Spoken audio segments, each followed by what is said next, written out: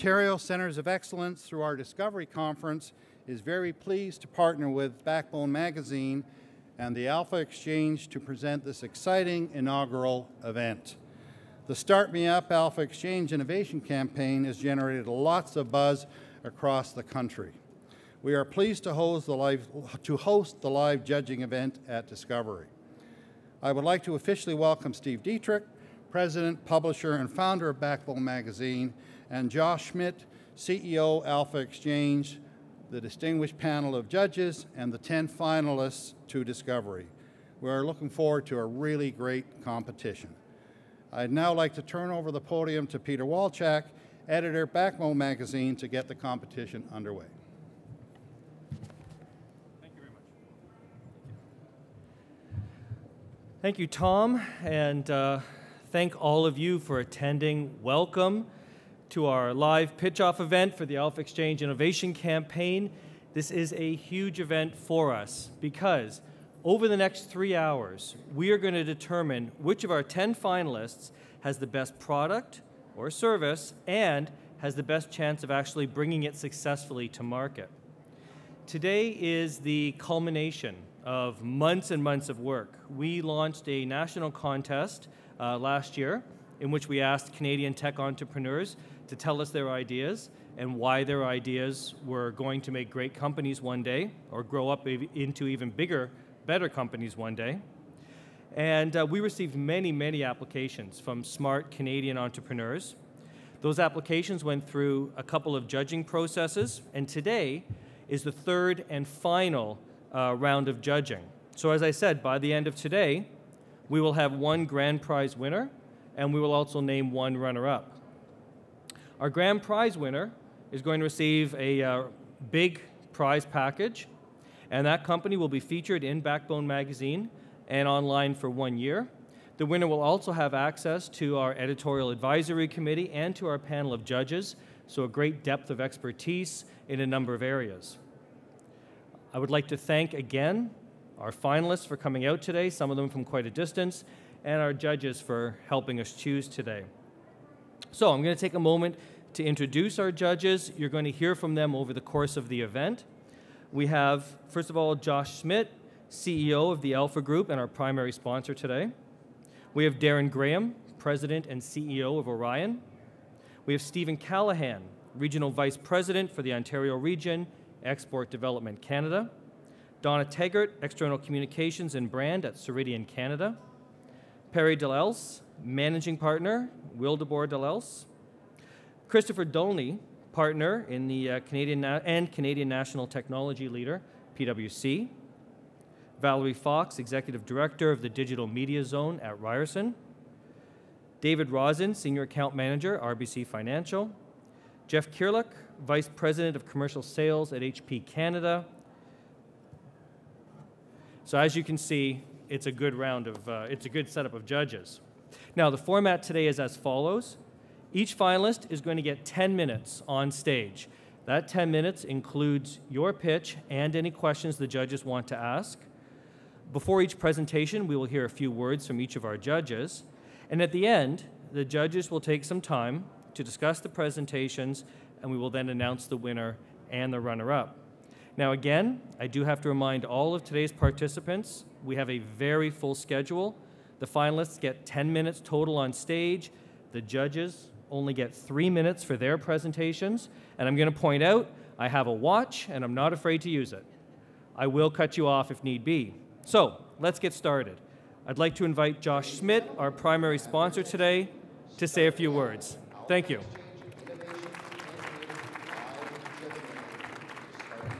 Thank you, Peter.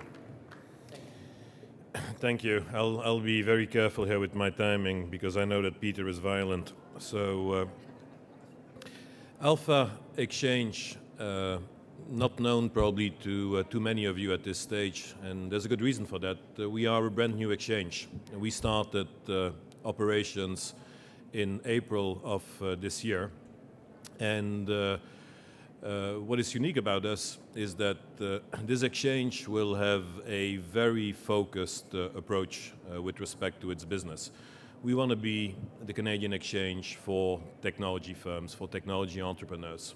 And the reason for that is that we have a vision. And the vision that we have is that technology is at the beginning of a new big period of growth here in Canada. And we'll see later on with all the participants to this contest that this is a fact. The issues that we have, however, identified with the technology sector, because there are issues. Think about how well or not well the technology sector is represented in the Canadian benchmark indices. Think about how the Canadian internet economy is doing in comparison with its peers in the G20. So we have problems, but we want to tackle those problems. And the key issues that we see is, one, a big funding issue in the Canadian market. Find funding for entrepreneurs who need to grow, who need to develop themselves. That is something that we as an exchange can help with. And it's not only helping with what we do as an exchange, but it's also going beyond what we can do as an exchange. And we have a large number of initiatives in the pipeline to support that. The second big issue that we see is related to providing those entrepreneurs with the mentoring so that they have the right management structures in place, they have the right go-to-market strategies in place, the right marketing and sales capabilities, because we often see their problems also. And there also, we're looking at multiple initiatives. And this campaign is a clear campaign in line with that second objective. So that is what Alpha Exchange is about, a focused exchange, focus on the technology sector. Very new. Now, we have some history. Don't think that we're just here coming out of nothing. We are a company that has been around for about 3.5 years.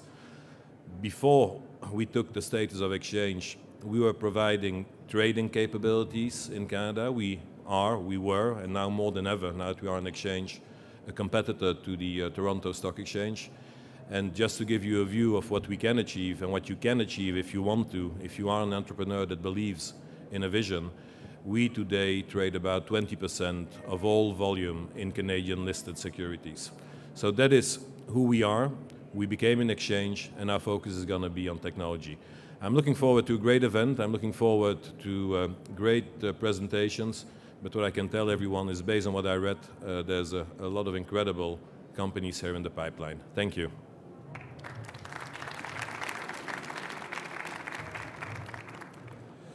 Great, thank you very much. We're going to hear first from Darin Graham from ORION, and I would invite David from EdoSearch. If you need to get set up, you can begin now while Darin is speaking.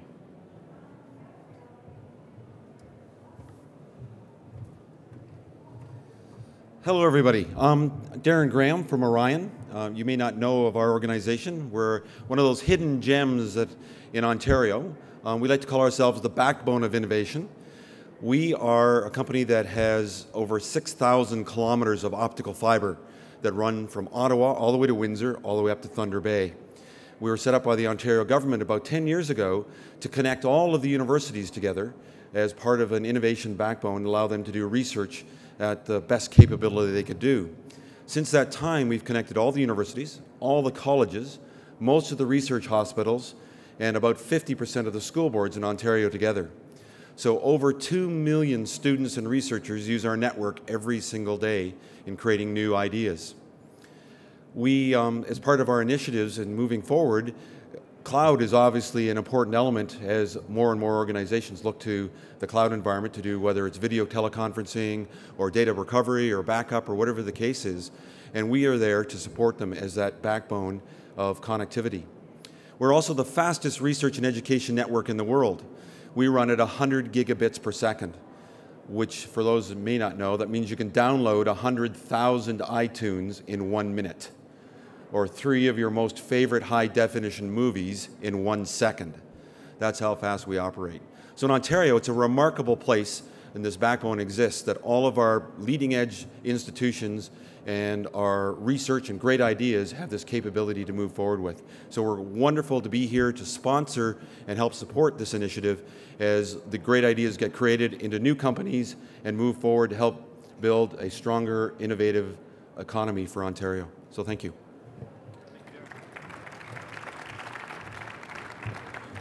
Thank you very much.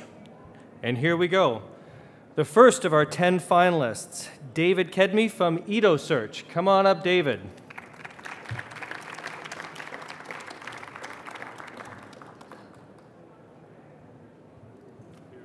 Right there, grab the microphone.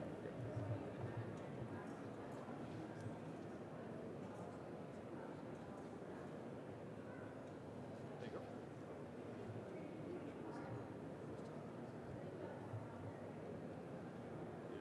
Yeah. Try the other remote. The other remote. Or I can just signal. Okay. Is the remote not working? Is our remote not working?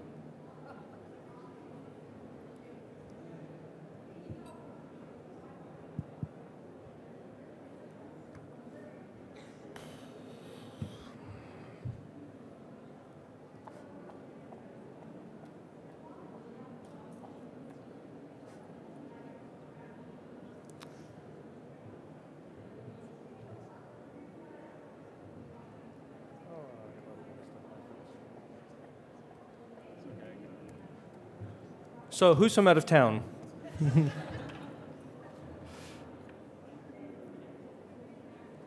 Okay, just give him a wave when you want to advance it. Okay, sounds All right. Hi, everyone. I'm David Kedme, the president and co-founder of EdoSearch. I'm waving to my remote over here. There you go. Okay, EdoSearch makes deep financial research easy using content-based search. It's a new technology, and what it does is saves people time and helps people to discover hidden relationships in large data sets. You want to go to the next slide? So let me give you a concrete example of content-based search. This is a simple example. Take the rate of unemployment. It's been declining in the US for the last 12 months. So without formulaically describing that curve, you can use the graph itself or the data underneath directly as your query. We'll find every time from 1950 to today when you had a similar environment of declining unemployment. That way you can answer important questions like, what does that imply for the S&P? Well, it turns out on average the S&P is up 2% in the next 1 month following these periods. Now I can get that answer in a couple of clicks in a few seconds. That's important information to a portfolio manager in their asset management decisions. Now, by analogy, take Pandora. Pandora is content-based search for music.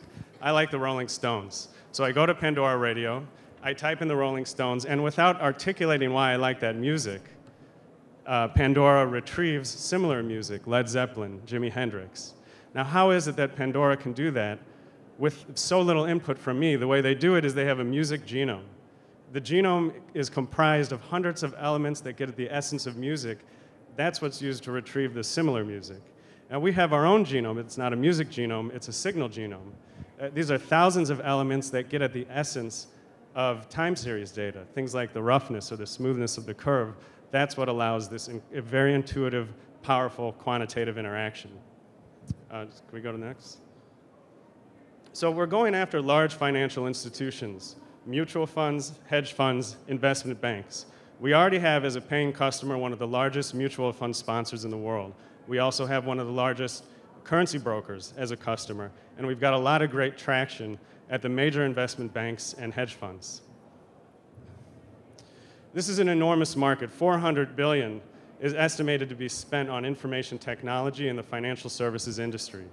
Okay, if you take the enterprise value of the firms that serve that market, the top 10 firms, Bloomberg, Thomson, FactSet, they have a combined enterprise value of $90 billion. And here in Ontario, it's estimated $6 billion will be spent on information technology and financial services.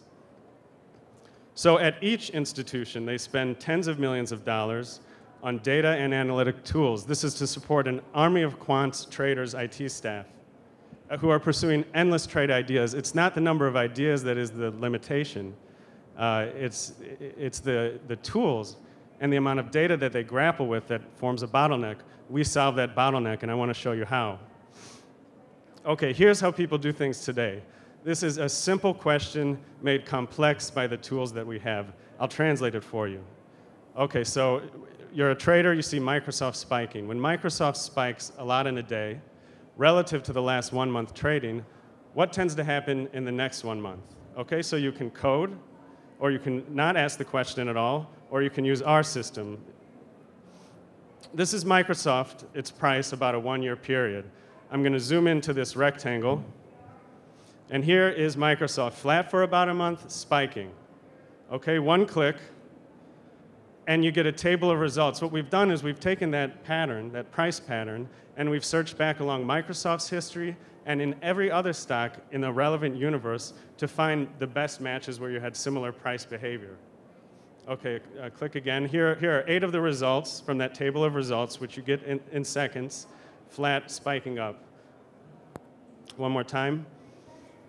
And you've got your answer. That's 3 clicks to get to your answer. 1 month after this particular price behavior, historically, you can expect a 2.5% return above market. That's what the data tells you.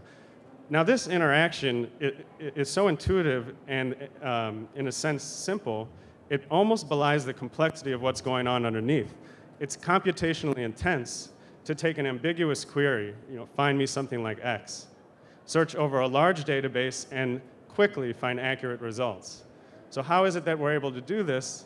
It's because of my partner, Professor Xiaoping Stephen Zhang. Stephen is a professor of electrical and computer engineering at Ryerson University. And Stephen and I met at the University of Chicago. We were in business school together. Prior to Chicago, Stephen had a whole career, both in academia and in industry, applying content-based search to the Human Genome Project, to EEG analysis of brainwaves. When we met at the University of Chicago, what we realized is these techniques are ideally suited for financial data. So upon graduating, Stephen came back to the university, assembled this team. We received substantial grant funding, NSERC I2I. We recently received OC market readiness and built the product. And here's what we found. There's great demand for this capability on the street, and there's broad application across many different styles of analysis, many different types of funds. Let's flip through a couple of slides. I'd like to go, I don't think we have time. What's that? Oh, it's working now. Okay. I'm not sure we have time to go through all of the analysis. Let me give you one example. Okay, here's asset allocation. So take crude oil. You want to create a basket of stocks that trade sensitive to crude. Well, you can go about this in the usual way and pick the usual suspects, Exxon, BP, or you can let the data tell you what's most sensitive. So this is crude over the last year. That's your query. Search 30,000 stocks around the globe and come up with a ranked list of results. This is the discovery element of search. You'll find stocks, some of which are to be expected. Others are news to you. So that's asset allocation. Momentum. Okay, this is the British pound to the Japanese yen. This was published online not long ago by FXCM. So you see the two currencies, the yen rising, sorry, the euro rising relative to the yen. With a quick back test, you can find each time that that's occurred and have some quantitative information behind the way people make decisions anyway. Ask a trader, why did you make a decision? It's often, I've seen it before. This is a systematic way to do that. It gives you the information that's there in the data. That can't be ignored. Pairs analysis, last example. This is a big data example. So in the S&P 500, there are 250,000 potential combinations of stocks. That's one stock divided by another. What we can do is take that pair between the two stocks and find others that are trading relative to one another in a similar way. These are three different pillars in finance. We have applications in each one. Okay. So here's a list. David, I'm going to ask you to pause for just a second. Do the judges want, we have about 2.5 minutes left. Do the judges want to jump in with questions, or should I let David continue? Okay, David, another minute, and then I'm going to ask you a question. Okay, sure. So here's a list of strategies. It's just a sample that are deployed at the large institutions where we can have an impact and currently do. So I'll just sum it up this way. The great financial tech companies of the last 20 years, it's been about data, more data. But now we're overwhelmed by the data. And what's important isn't the raw information itself, it's the relationships in the data. So the great financial tech companies in the next 20 years, it'll be those firms that bring the relationships to the surface. That's what we do at IdoSearch. That's why I think we'll be the next great fintech company that comes out of Canada. Thank you.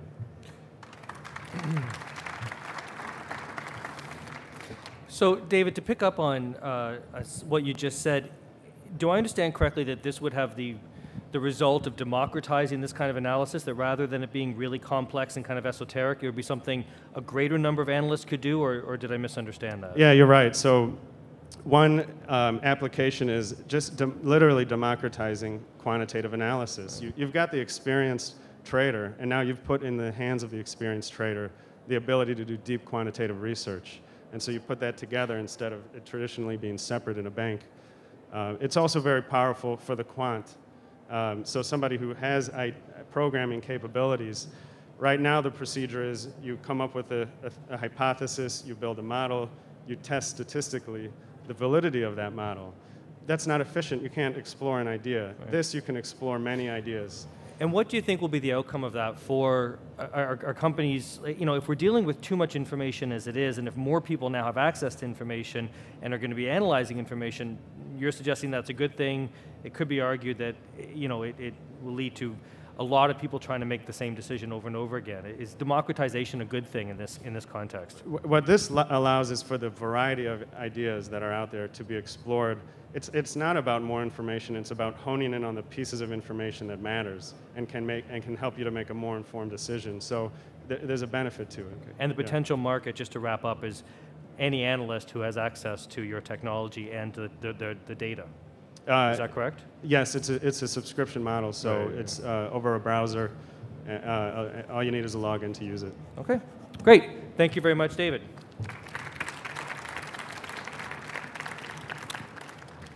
Okay, we're going to move on. Stephen Callahan from EDC has got a few minutes, and Gazero should be getting ready now, please.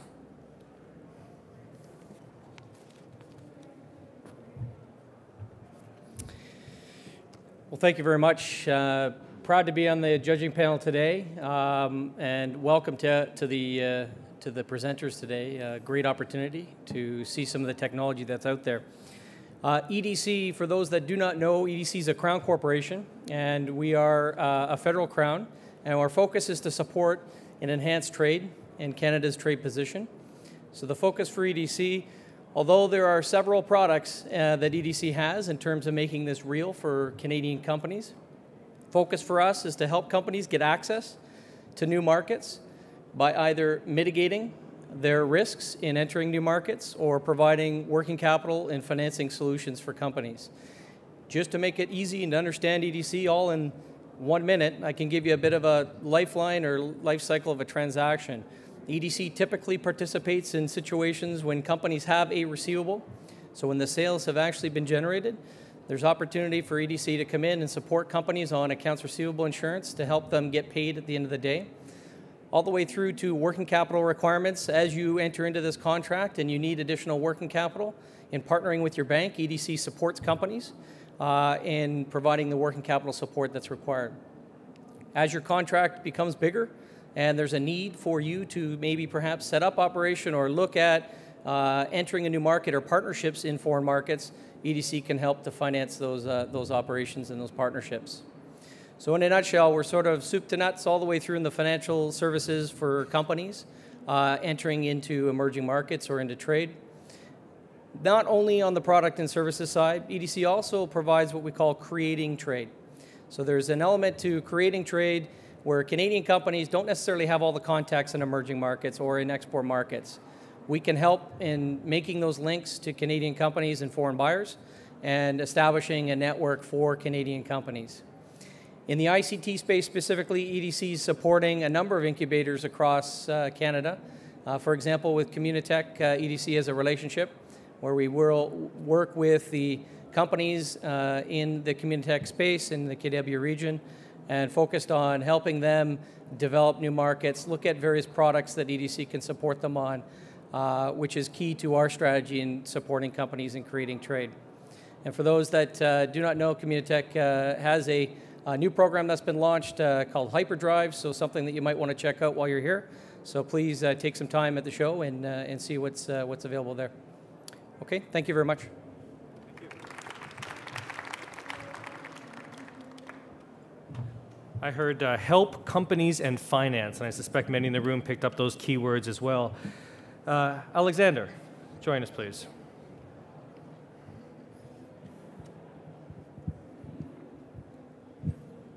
Go ahead. Yep, go ahead. Testing. Okay. Thank you very much to Backbone, Alpha, all the sponsors, and all of you for giving us the opportunity to present to you here today. My name is Alexander Rink. I'm the CEO of Gazero, and I'd like to tell you about our $5 billion opportunity in the area of retail price intelligence. So a little bit of background to start things off. Our technology, our core platform, has been under development for over 4 years, and we initially launched it back in 2008 to TechCrunch, and in 2009 to Demo, as a B2C application, the comparison shopping engine. We actually spun the company out in 2010. I joined in June 2010 as CEO with a mandate of finding the best fit for the technology platform. And just in the last year, since we pivoted to the B2B space as a software as a service in April 2011, I can't talk about specific clients, but what I can say is that 5 of the 9 billion-dollar-plus retailers have become customers of ours in just the last year of our refocusing the company as a business-to-business software as a service. So what's the pain that our customers felt and that other retailers feel that drives them to come to us? And that pain is price transparency. Price has always been one of the single biggest influencers in purchasing, in consumer shopping behavior and why they purchase and what influences them to purchase. But since 2008, the downturn in 2008, and the lingering unemployment in the US, shoppers have become bigger deal seekers than ever before. And enabled by mobile devices, they can go into any sort of retail store, barcode scan products, and immediately see the pricing on over 30 different competitors. So now retailers, it's increasingly, and it's now essential for them to have the right price at the time the shopper is actually viewing the product, whether it be in store or online, in order to get the sale. And please note that when I say right price, I don't mean lowest price. I mean the right price given their strategy and their offering. So they need to have visibility on the market. We estimate that just in retail, in terms of lost sales, that there's over $225 billion in lost opportunities from people not buying when they don't have the right price. So what do? We use artificial intelligence to give retailers the information they need in order to set the right price and have it at the time that the consumer is actually looking at the product. We are constantly crawling the web, pulling out pricing on products. We're storing that in a database and classifying it, and then we're surfacing the intelligence and the analytics to retailers in order to enable them to put the right price on their products. In terms of the value of this information, well, one of our customers, well, actually a couple of our customers ran pilots, and what we found is that when they reprice their products based upon the information and the intelligence that we give to them, they were able to increase revenues by 40-60% and unit sales by 60 to 90%. So as I mentioned, it's a pretty large market. We've done a detailed breakdown on the different opportunities that we see. We're focused right now in 2012 on consumer electronics for retailers in North America, and increasingly to appliances and entertainment and games. Over the course of the next few years, we see growth across different categories in retail. We see growth across different market sectors. So not only large retailers that we're currently focusing on that are over $1 billion, but also small to medium-sized retailers, of which there are literally hundreds of thousands, but also manufacturers, channels, and data aggregators. Also geographies. Our platform is completely transferable to other currencies and nationalities, so we'll absolutely be growing internationally as well. So how do we deliver this? Well, just over the course of the last year, we've learned a lot, obviously, about the market. We're continually honing our learning. But what we found, well, what we are as a software as a service, we're cloud-based, so we're infinitely scalable. But it's very easy for us to set up customers. We can trial them incredibly easily. They can start at 4 figures. They can also start at 6 figures, as has definitely been the case. But even when they start at 4 figures, they can absolutely grow to 6 figures. So we have customers, for example, that started at $25,000 for 6 months for a pilot, and one of those customers has turned into over $400,000 of recurring revenue. So very easy to trial, very easy to set up, and then ongoing recurring revenue. And growth across a variety of different manners like applications, reports and analytics, or covering more products and more competitors for them. So underlying all of this is our core technology platform that I mentioned, which we've had under development for over 4 years. And that intellectual property is what's giving us the competitive advantage versus our competitors. It's the extensible fuzzy reasoning engine, XFIRE is what we call it. It has patent pending algorithms that look at over 100 variables to ensure that we deliver the highest quality of data and the highest volume of data compared to our competitors. And what our customers have told us is that we deliver more visibility, we deliver better visibility, and we deliver it faster than anyone else. And on that faster point, one of our customers, 6 figures recurring revenue, and they were using another provider for a year before they even found out about us, and they literally moved from the time when they first found out about us to a signed purchase order in 6 business days. So it gives you a sense for how quickly we can respond and how impressed they were with what we delivered to them. So where do we fit in terms of the overall ecosystem? Well, as the last presenter mentioned, a lot of it is not about big data. It's about actually surfacing the intelligence and the insights from the information. But critical in all of that, the foundation of it all is the data. You can't get the insights without the data. And so we're at the starting point where we bring in better data and more data than anyone else, and we're actually turning that into visibility and intelligence. There are a lot of companies that play in the insight space. Like, for example, there's a company called Demand Tech in price optimization that was just acquired by IBM for $440 million. And there are a variety of others in the price optimization space. There are a variety of other companies in ERP and business analytics, which is a $59 billion market, including IBM, SAS, SAP, Oracle Retail. And there are other companies that provide and focus on the insight side, like web analytics companies and information providers. All of them can use the data and the intelligence that we provide as an input to their systems. So what about the team? So on this slide, we've got 5 of our most senior team members, and there's an average of 25 years of experience among these 5 team members. And every single one of these team members has been through at least one exit. In addition to that, with the exception of Dan McCarthy, our CFO, who's been a CFO for over 30 years in a variety of different startups, every single member of this team has been a founder or a CEO of a startup company. And so we have a lot of bench strength in terms of our team. So what's our achievement been like, or what's our progress been like over the course of the last 7 quarters? So since I joined in June of 2010, you can see the revenues have increased pretty significantly. Initially with some additional revenue on the B2C side, but since our change in focus to the B2B, you can see a real acceleration. There's a seasonal variation there in Q4, and the reason you see that the loss increased in Q1 is because we started to accelerate as we sold contracts and we're delivering to our customers. So overall, summarizing, traction, a lot of traction with top retailers, billion-dollar-plus retailers, monetizable pain in a $5 billion market, best-in-class technology that's been developed over the course of the last 4 years and that we're continually honing and improving upon, and a significantly aged or veteran team of startup veterans.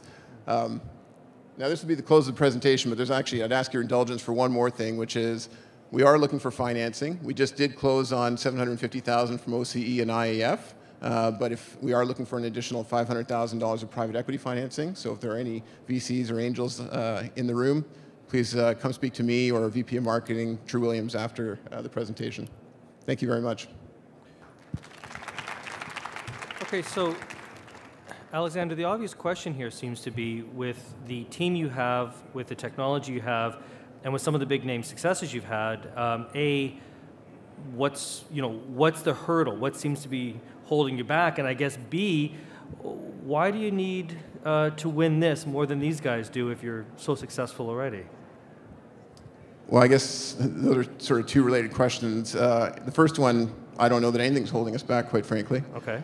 But the second thing, and why we need to win it, I mean, quite frankly, why does anybody need to win anything? We go out and we do the best we can, and we think this is a good opportunity for us to showcase our company and quite frankly, expose it to people that may be interested in it. I guess what I'm asking is there a challenge that you're trying to overcome? Is there a hurdle in the future? I guess financing is one of them. Is there anything else that you've identified as like the next thing you need to accomplish in order to achieve what you want to achieve? Yeah, I mean, the next focus for us is obviously just greater penetration with customers. We're really proving out our technology. We've sold our product roadmap into some very large clients. I mentioned $400,000 recurring revenue, and so we're We're really increasing the strength of our development team. So, one challenge is just taking our product up to the next level. Okay. And then I think the second one after that is just dominating in our chosen area of focus, which is consumer electronics, and then penetrating other categories as well. And I suppose, just as in the early days of business intelligence, the biggest advantages for your customers will be those who jump on this early, I would guess, before their competitors start to use it. Is that correct? It's going to be an early mover kind of advantage? Well, I think, like anything else, it's never the wrong time to do the right thing. And so yes, there's always an advantage in being smarter about your business. So yes, there's an advantage in starting earlier, but it's not as if, unless you, quite frankly, don't do anything and you end up dying as a company, right. It's always a good time to get started doing the right thing. Okay, great. Thank you very much. Thank you. That was great. Okay, I'm going to ask Donna from Ceridian to join me.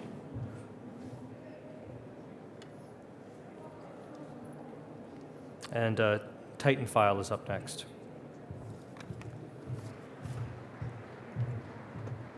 Good afternoon, everyone, and thank you very much for joining us this afternoon. I wanted to thank the 10 finalists who have made it this far. That's not an easy feat to go from 40-odd companies to 10, so congratulations to you.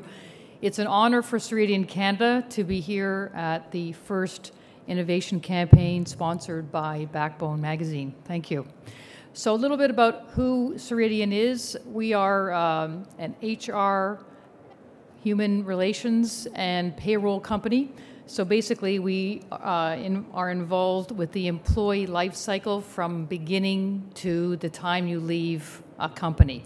So that's from onboarding to retention to benefits, payroll, right across the entire life cycle of an employee that will be at an organization.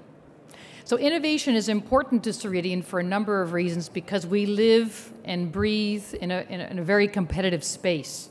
So we have a number of competitors, small, mid, large size organizations in Canada and in the US. So innovation is key to us, and it is the backbone to what we stand for in the marketplace.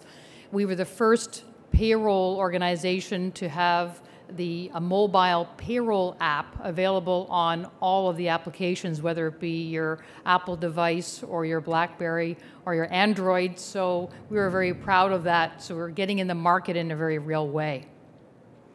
So I wanted to just basically state who we are and why innovation is important to us. And we touch about 42,000 businesses across Canada. And we just acquired Dayforce, which is the workforce management company and is a very well-known organization in Canada. So we are about to embrace innovation, and we're proud to be here this afternoon. Thank you.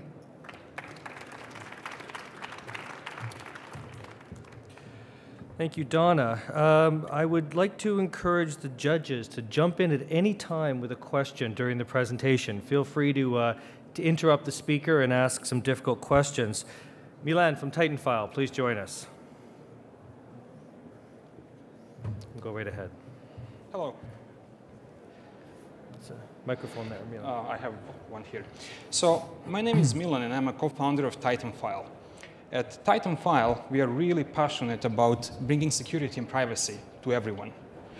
So we're a small team. We're a small team, but a dedicated team. There is 4 full-time employees, 2 out of them PhDs with experience in information security and information organization. Tony, my co-founder, left Google to work full-time on Titan File, and we had some great success since. So when it comes to our recognition so far, for our innovative solution, we have won the US-Canada Innovation Partnership Award.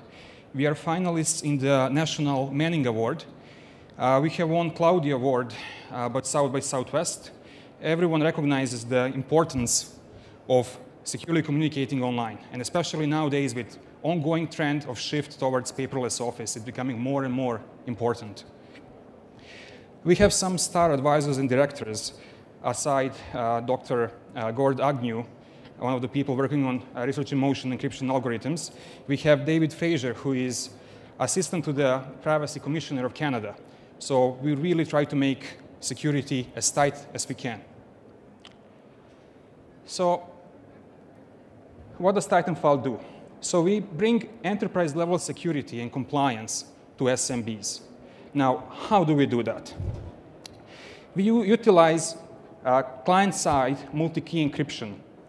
So we allow you to, we can encrypt the file on client-side without any installations, no plugins, no custom software, no custom hardware.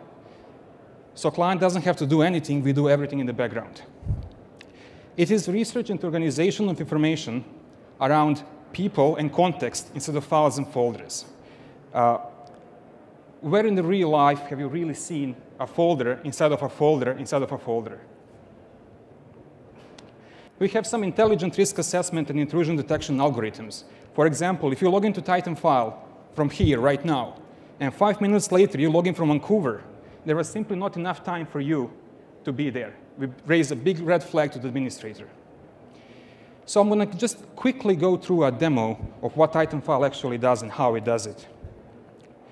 So as I mentioned before, we organize information around people and context instead of files and folders. So that means that I can simply group people into a channel, and I can drag and drop people or files into this communication channel. Now, if I drop a file into a channel, the file gets automatically encrypted, and all of the people in the channel get notified. Now, two important things happen here. First one is that all the activity inside of the channel is reported. Everything is logged. So I can export this log. I can basically say, generate me a log per employee, per project, per file. And all these reports are generated in a court-acceptable format. There is full audit compliance here. And secondly, whenever a file is dropped into a channel, it is encrypted using our blind party encryption technology. What that basically means that we, as a service provider, do not know what the content of the file is. And finally,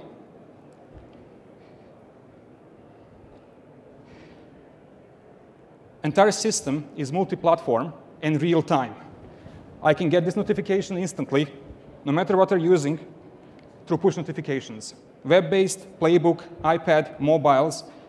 It really solves the bring your own device to work problem.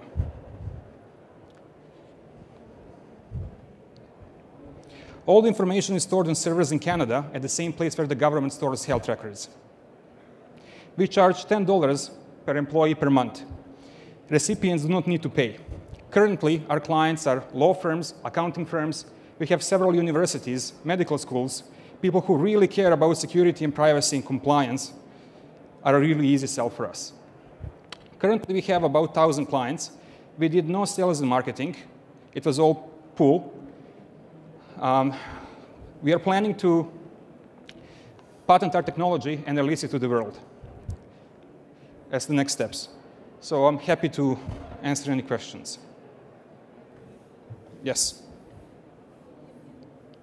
Oh, that microphone's not on. Oh, I have to press it. There we go. If you were to be a winner, what would you do with the dollars? What would be the first thing you would do? And how would you show the return on investment? Okay. So we have a lot of IP that was developed, but we need to file patents for it. So our use of funds from the proceeds will be to protect our intellectual property. Okay.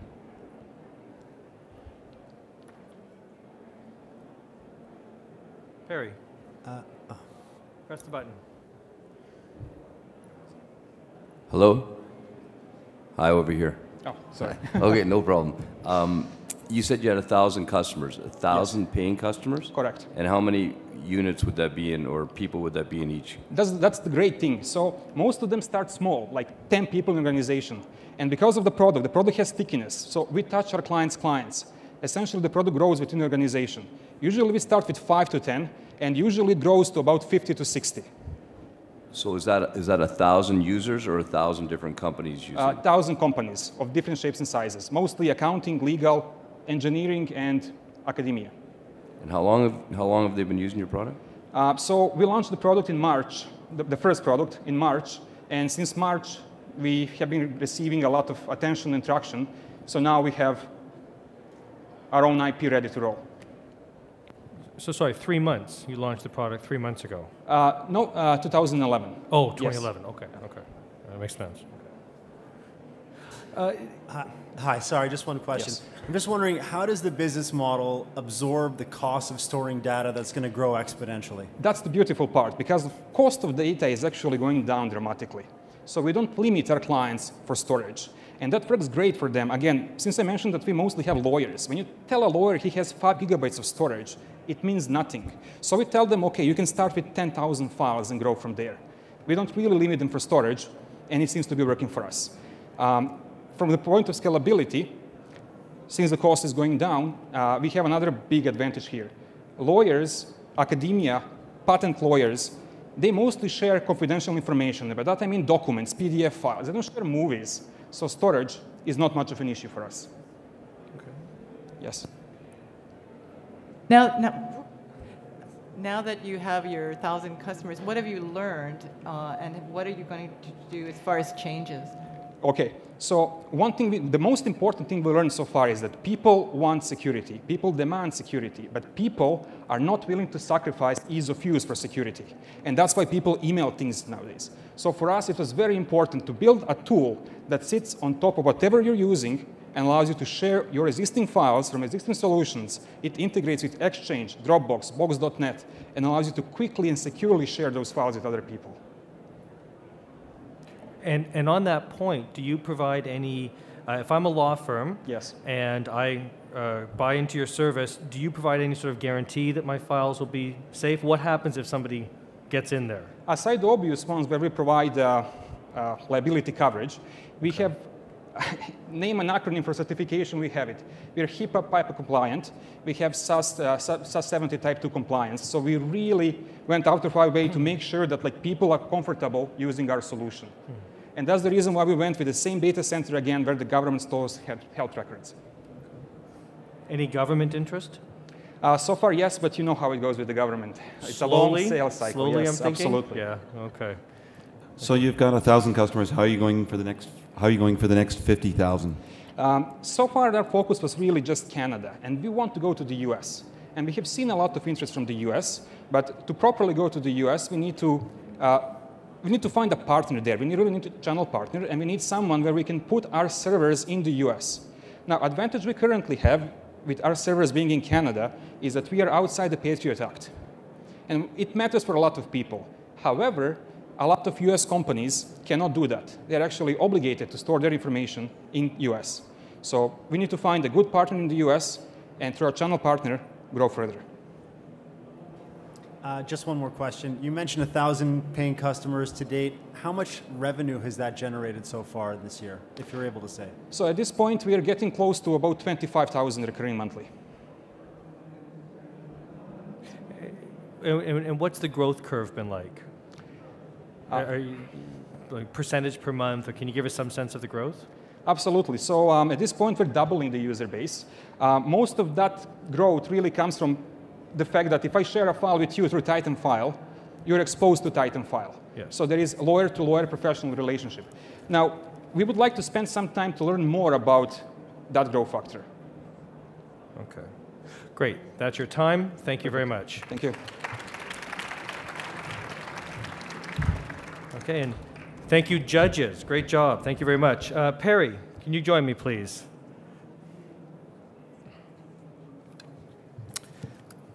Three minutes. Go. Thank you. 3 minutes. We'll make it on time.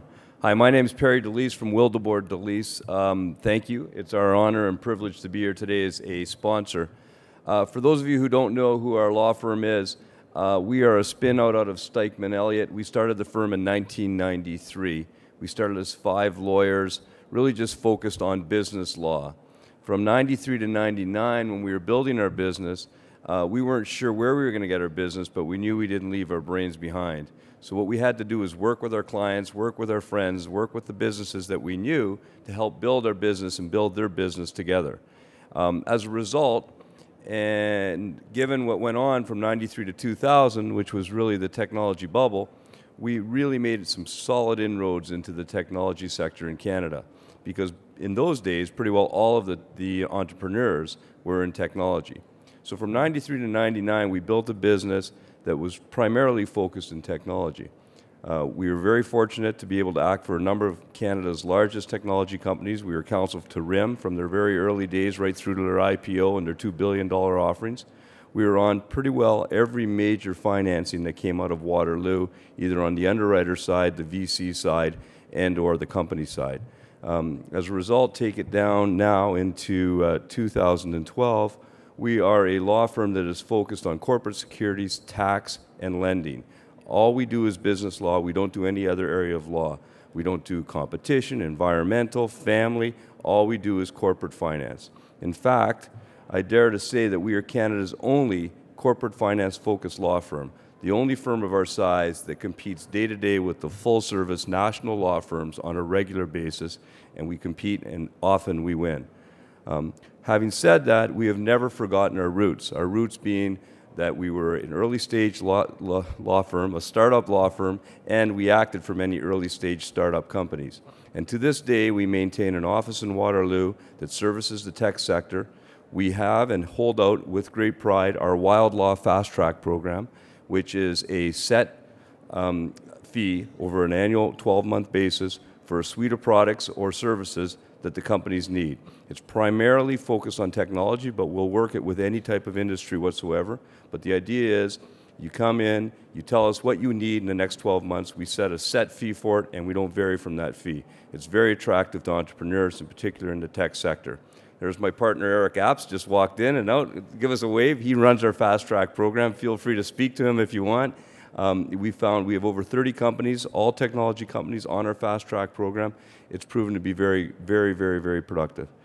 In addition to that, it's just a mentality and attitude that we have for entrepreneurs and early-stage technology companies. So thank you. It's again our pleasure, and we look forward to meeting everybody and hopefully working with you as we move forward. Thank you.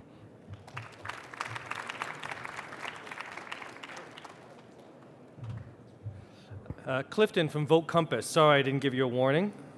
Please join me on stage. Good. Go right ahead anytime you're ready. Is there a way to switch the screens to my laptop? Yep, that'll be done.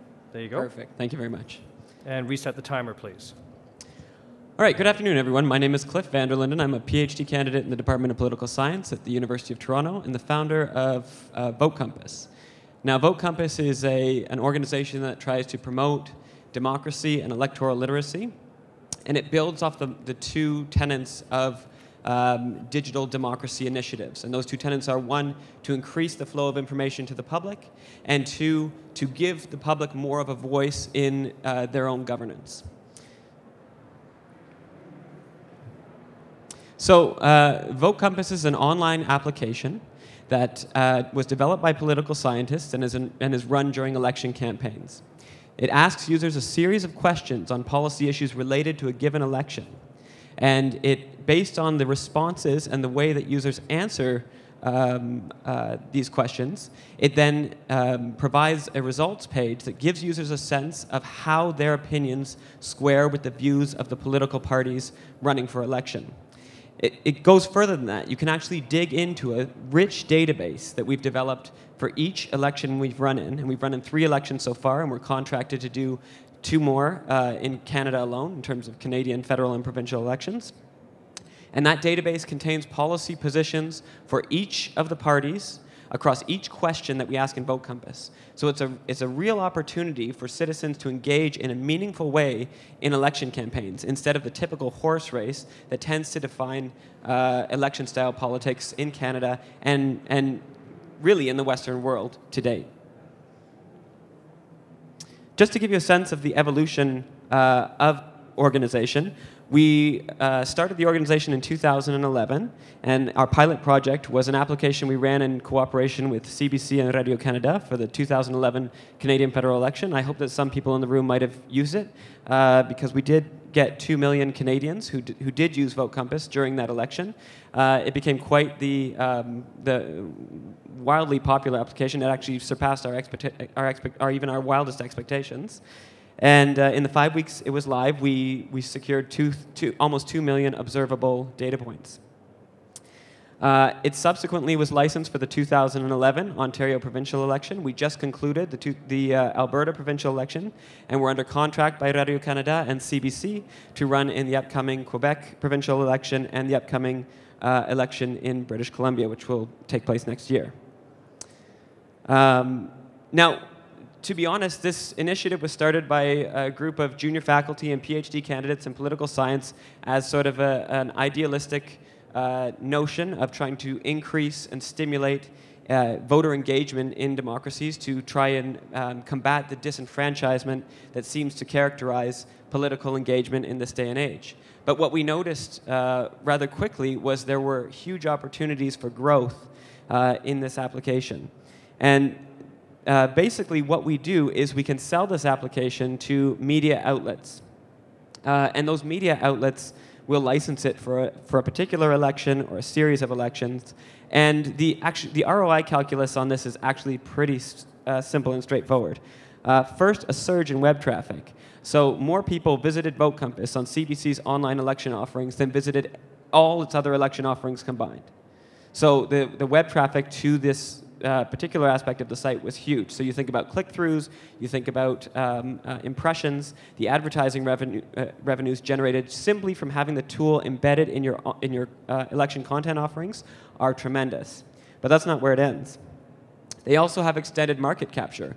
What we discovered from Vote Compass is that people went to CBC, to cbcnews.ca during the election, who would normally rely on other news providers. And we noticed that when Vote Compass was the landing page, they actually would stay on CBC's election site and look at other content for a stay of about 5 to 7 minutes beyond just using Vote Compass. So it actually increases viewership to other election content, and it captures market share from other media providers because it's an interesting tool, and using social media integration and other outlets, we reached out to well beyond the traditional viewership of just our particular media sponsor. And finally, and what we think is maybe the main thrust of our business, and is in fact becoming the main thrust of our business, is we generated these huge, massive data sets on Canadian opinion about politics that are simply unparalleled in Canadian public opinion research. No one else has a data set of 2 million observations on 30 key political issues in the federal election campaign. And so what we've been able to do is start to model this data in meaningful ways and discover that even though, admittedly, this data is not coming from representative samples like traditional methods like RDD and newer methods like IVR, we can still see intuitive dynamics. And I'll play this sequence behind me as I speak, but I think you should notice that this is raw, untreated data, but because there's so much data coming in, it picks up on key elements, key developments in the election campaign. You see the Orange crush in Quebec, you see the Conservatives' rise in Ontario, you see the demise of the Bloc, and you also see the demise of the Liberal Party, just with raw data. Now, we've taken it a step further now, and we are able to look into big data sets and carve out representative sample from the bulk continuous data we generate. We generate more data in, if a poll goes out and takes 3 days to ask 1,000 people what they think on 3 issues, we can generate that number of observations in a minute. And so it's much quicker. So in 3 days, opinions can change significantly. So polling data is already outdated.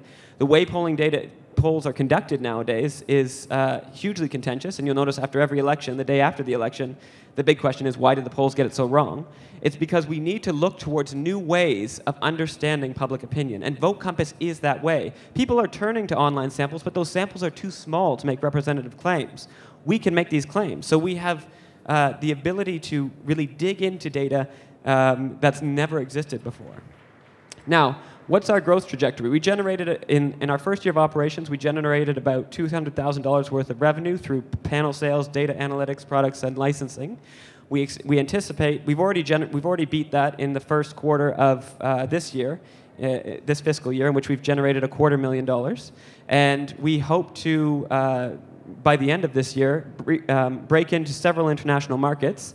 And actually, all these international markets have approached us. We have not gone out and done any marketing, so it's all pull. In that we've been approached by. Well, first, just let me say quickly that there is a recurring revenue model here because there are dozens, if not hundreds, of elections each year. There are definitely dozens of national elections, but as we've shown in Canada, we can also do sub-national elections, provincial, municipal, major municipal, and these types of elections. So the market for this is near infinite in terms of what we can reach. And we've already engaged in talks with prospective partners in countries like Australia, where we're already in contract negotiations, Israel, where we already have a definitive partner, Germany, Italy, the United Kingdom, and the United States, all of whom have upcoming national elections and are looking to employ this tool. Cliff? Yes? Oh, over here. I beat him. Over here. Tell me a little bit about your opportunities beyond the election. So you're building the data, you've got that background. Do you see your company evolving into the consultant type, helping political parties? I'm looking for the rest of the market here. Absolutely. So analytics products will become a bigger revenue generator for us in the next year than licensing these applications. So licensing these applications is just the next step, but it becomes a bigger revenue generator in multiple ways. One, because it is a value-added product that we attach on to the media partner's license. So in addition to providing the tool, we also say to the media partner, we can give you more robust data and real-time daily analyses that beat any poll you could ever run. And so that's a huge value-added proposition. In addition to that, we can do consulting work. We can do, we've been running panels with the data already for academics in terms of academic work, which has generated a handsome revenue. And again, this is all we've been approached. So we don't have any marketing tools out there yet. Let's go over to this side, please. Hi, Clifton. Hi. My question is regarding the management team. So as you look across the people who are part of your management team, what opportunities are there for enhancement? So what perceived weaknesses do you have as you try to build out a real company? The biggest weakness is that we're all academics, and I've learned a big weakness. So we are actually looking right now. We've taken on a project development officer who's in the room, who does a lot of our operational work, and we're looking to take on an actual management team going forward. We think it's necessary to the growth of the business, and we've been able to bring the business so far, but we recognize that now is a time to start thinking about taking on a CEO or a management style team. Okay, question over on this side, please. Yep. Can you hear me? Yes. Yeah, the question that I had is, you come with a great idea, you have a first mover advantage, there's a lot of interest and appetite. How do you protect this value proposition? Because what prevents one of the big firms, to replicate it? Actually, the methods that we are using are experimental and they're proprietary. So, but we have the empirical evidence to show they work. We can predict election outcomes with more accuracy using our data than any polling firm. So we'd like to engage in some intellectual protection of these algorithms and methods that we've developed to do this. But it's also very hard to generate that size of a data set. So we can also build brand equity that people will know Vote Compass like they know Facebook. So they won't. There are lots of competitors for Facebook, but people don't know them. But Facebook is the common noun. We want Vote Compass to be the international common noun in every country where we run this tool, and we want to build it up as fast as we can because I'm aware of the fact that people will start to try to mimic this technology before long when they see how successful it is. Okay, thank you. I have to cut it off there. Thank you very much. Thank you. And I'd like to invite Chris Dulney to join me on stage now, please.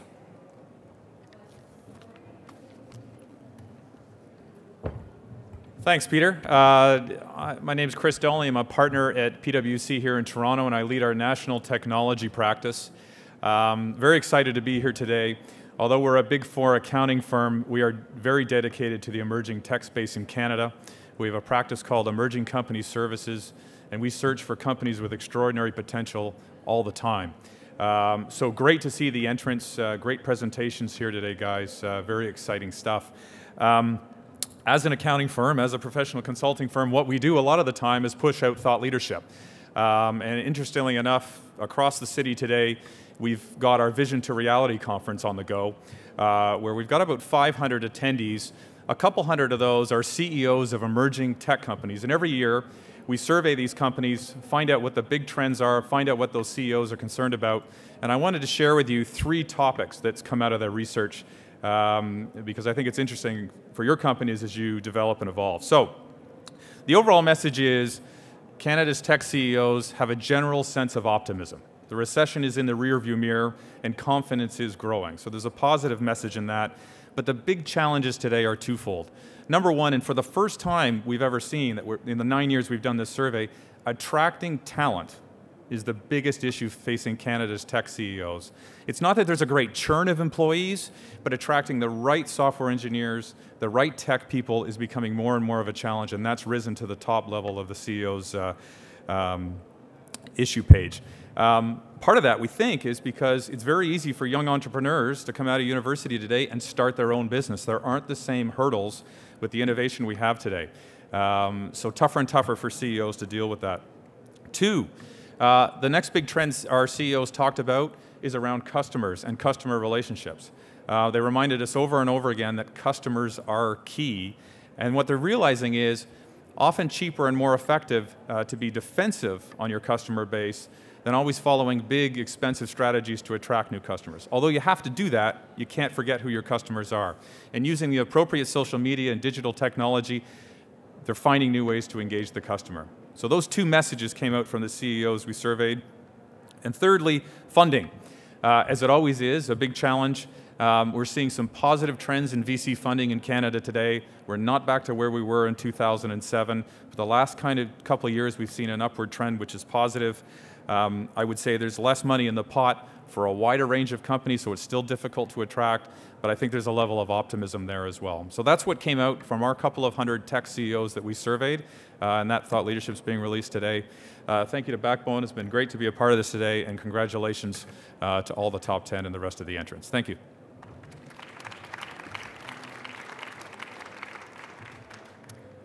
Deepak from Zigra, please join me on stage. Oh.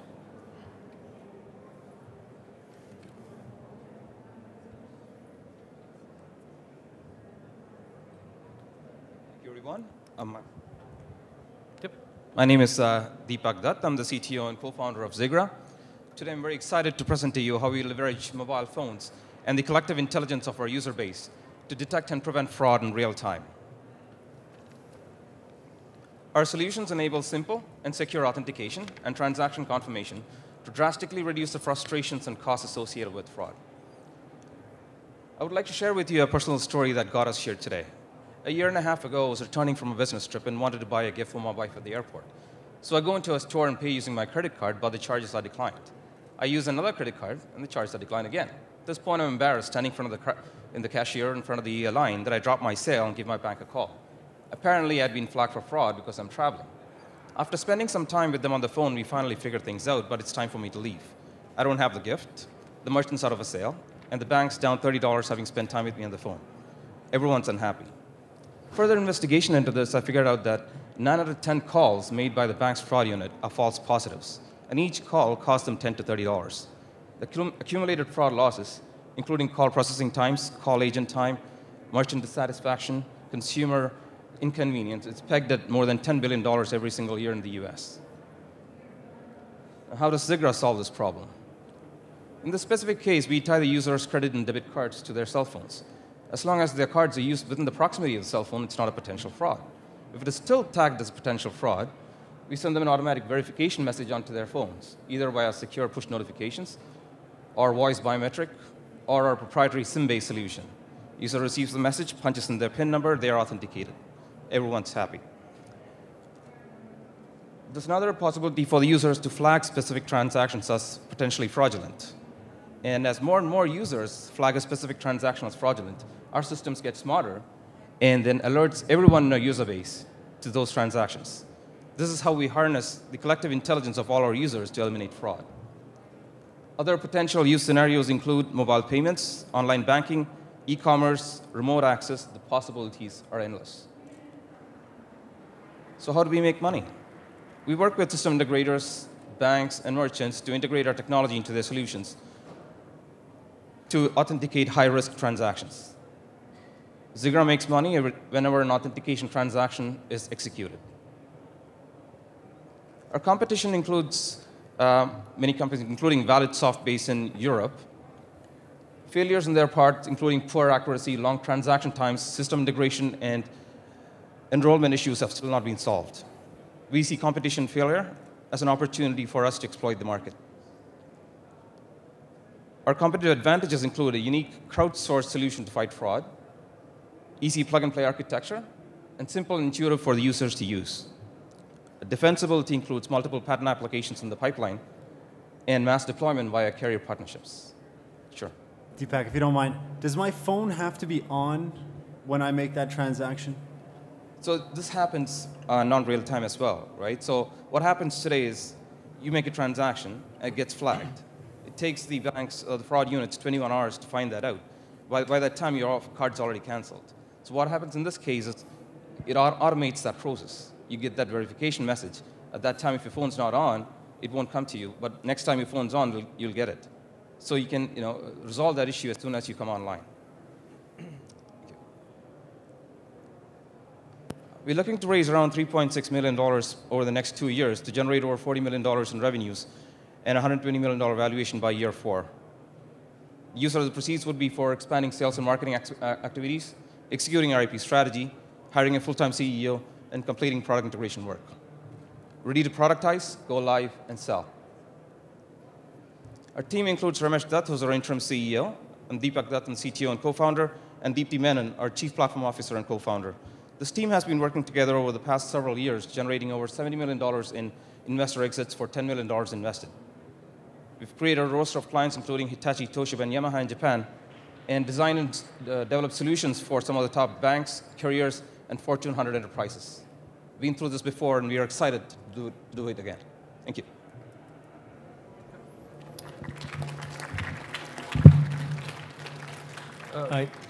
Go ahead, Geoff. Deepak, so my question has to do with competition. So, yesterday there was an announcement by one of the large financial services institutions and one of the large carriers here in the country with respect to them pulling together to be able to provide a service.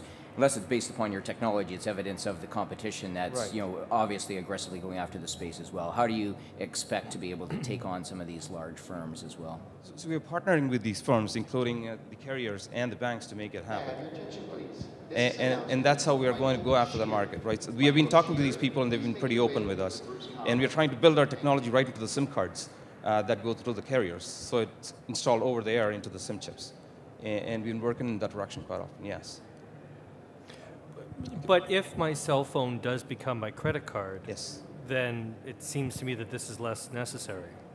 So again, when your phone becomes a credit card, we have biometric authentication options. So when we're talking to the banks right now, that's their biggest concern, right? Right now, they're all trying to go into mobile payments and mobile banking. And that's where we're inserting our biometric technology to make that happen. So biometrics based on your gait, based on the way you swipe, based on voice biometric, that's how we are taking on that market. Okay. So Deepak, in terms of the size of your, right now you have a number of transactions that you've supported so far, and that's your revenue base is per transaction. So what's the size of the market then in terms of the number of transactions that the market currently has? So we're looking at 500 million transactions. That's how we came to the $10 billion mark that we're seeing, right? So many phone calls are being happening. So what we're trying to do is automate those transactions. So each transaction is now being $30 being spent. We're saying we can charge $1 to $2 per transaction to automate that.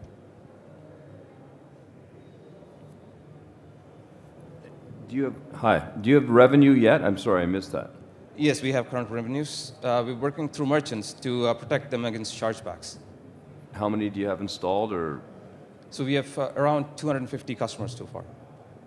And your customer's the merchant, right? Right now it's merchants, yes. And we're trying to move to the banks. Because the banks, I guess, would be a bigger opportunity, it would seem to me, or maybe... They have a bigger problem. They have a bigger problem. Yeah, and the addressable market becomes much bigger at that point. I see. Yeah. Okay. And you're really trying to get into the real-time transaction modes. That's where the banks become important. Okay. And what is it now that, you know, if we chose you as the winner, I guess what are your next steps in the next 6 months or 12 months? What are you looking to achieve, and how would we help you with that? So we're trying to get one of the top 5 banks in Canada to be a validation for us, right? And use them as a market referral, and then go into the US after the banks and credit unions outside the top 15. And that's essentially our process for the next 6 to 12 months. Okay. Because there is nothing to stop this technology from being an international technology. You don't have to, exactly. It's not like you have to deal with banking regulations or the specifics of a country. It's outside of that. Is that correct? That's right. Okay. Interesting. Okay. Geoff from HP. Just a follow-up question with respect to trying to get one of the banks on board. Tough customers. Yes, yeah, absolutely. So we deal with them every day, and very demanding for a lot of very good reasons, especially when it comes to security. How do you plan on bring one of them as one of your customers? Right. We've been talking to multiple banks at this point, right? The biggest concern they brought up so far is how do we get people's cell phone numbers, right? That's why we embed our technology into mobile banking apps.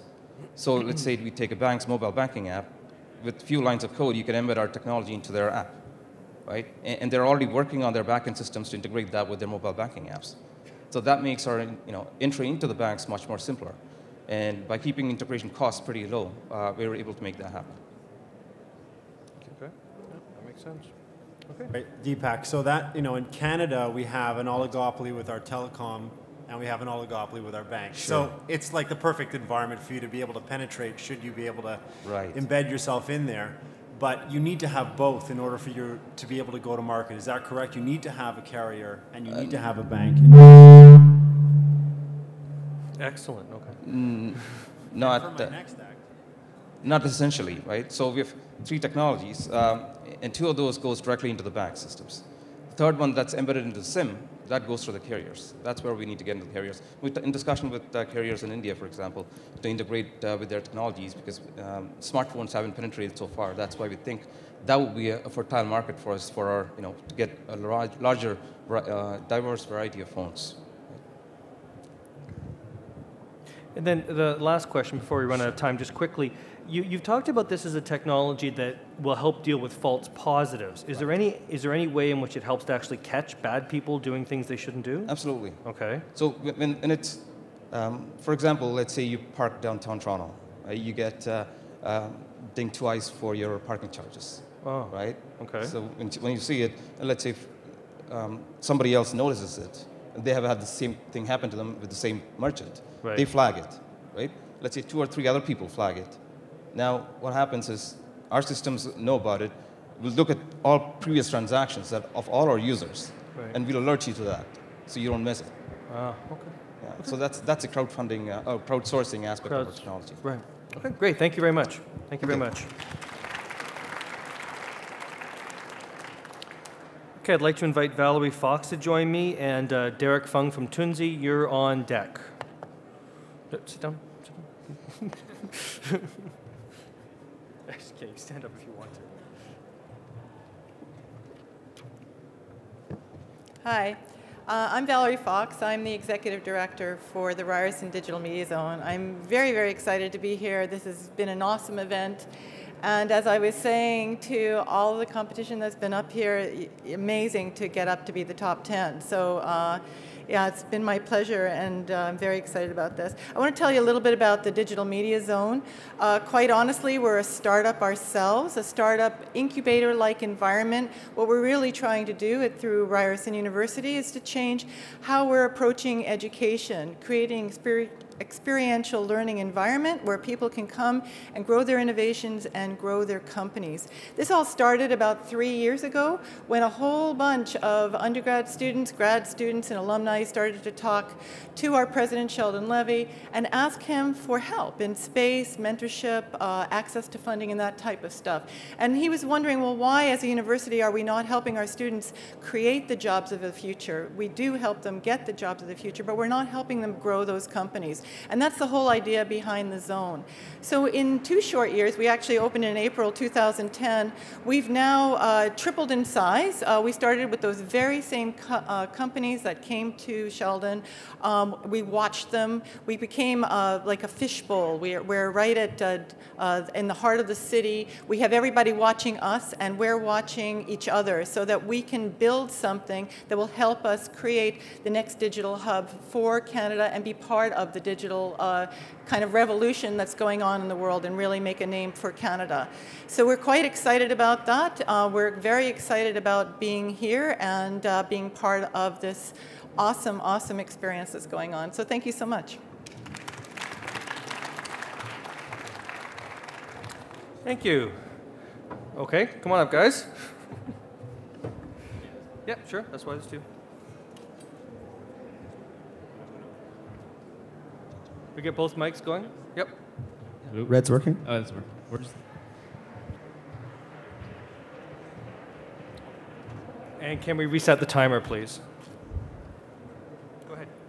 Hello, everyone. My name is Dirk. This is Jeremy. And not long ago, I quit my job in investment banking, and my co-founder quit his job in consumer packaged goods to co-found Tunesy. Tunesy is an online platform for independent musicians and their fans. And we want to rethink the record label model by leveraging concepts like gamification and crowdsourcing and allowing fans to participate in the success of musicians. People just don't buy music anymore. You can take a look at that graph, and you can see that for the last decade, there's been a steady and strong decline in music sales. So the record label industry has traditionally made their money through music sales. What they've done to combat this decline is they've created 360 deals. 360 deals allow a record label to take a portion of every form of revenue that a musician earns. So what this means is they're taking way too much money from musicians. Meanwhile, they haven't got back up to where they used to be, and the business model just isn't working. So looking at the 5 major services traditionally offered by the record label industry, new players have come in, but the only successes have really been in sales and distribution. These are companies like iTunes and Amazon.com. Still, there are huge gaps from discovery all the way through to management, and by making use of online emerging trends, a company like Tunesy can fill those gaps. So these trends I'm talking about are new distribution channels like YouTube, social media, things like Twitter and Facebook and the like, crowdsourcing, which is making use of a mass amount of fans to generate content, and gamification, which is taking a concept, adding game elements to it, and generating value that way. When you take these emerging trends and focus them on the music industry, that's when you get Tunesy. So what exactly is Tunesy? Tunesy, as mentioned before, platform for independent musicians and their fans, and fans can participate in the success of musicians. How does it work? We have an innovative proprietary virtual currency that we call notes. Here's how it works. 1, fans can earn notes by engaging with music, listening to the music, sharing the music. 2, fans can tip musicians with these notes. 3, musicians exchange notes for products and services. And 4, when musicians are out of notes, they go back to their fans and ask for more. So this creates the cycle that you see there, a cycle that leads to increased engagement, loyalty, and incentive, and ultimately increased activity. So let's talk about, let's take a look at the platform. This is Tunesy, and this is a live screenshot. We're currently in private beta, but these are musicians who have signed up so far. So as you can see, it's a very visually appealing site, and we use data to help understand, okay, what type of music do we think our users like, and we curate interesting content to these users. Here is an example of a profile. So we actually use the YouTube API, so we're not taking on any of the data ourselves. We build it on top of the YouTube API, and we try to bring the profile to life by adding very social elements to these profiles. And we talked a lot about engagement and helping musicians. How exactly does this work? So this is actually my profile. The heart represents becoming a fan. After you become a fan, you can tip musicians. So wouldn't it be cool if you knew that the last 50 notes that you tipped your favorite musician helped them get studio time, or the last 100 notes helped your other favorite musician get exposure? This is a type of engagement that we have on our site, which does not exist on any other social music platform. And the great thing is we want to create a cool experience for fans as well. So we have a player on the left-hand side. You can listen to music passively and keep surfing the site. This is a function that YouTube does not have. And you can engage with the content by going into watch mode and watch the video. Now, to actually drive traffic to the website, we've created something called musician partnerships. So this is just a small sample of the actual partnerships we've generated over the last couple months. But to take you through a quick example, this is David Choi. David Choi is the 14th most subscribed musician on YouTube of all time. He has over 1 million YouTube subscribers. 80% of those subscribers are directly in our target market base between 13 and 24. And what we've done with him is we've come into an agreement whereby he will film an exclusive video strictly on the Toonsy website. And if we can drive even 5% of his YouTube subscribers to our website, just like that, we have 50,000 new users. And that's just one partnership. So we've talked a lot about the platform and about how we're going to get users. Now the question is, how do we make money? So the first bucket is virtual goods.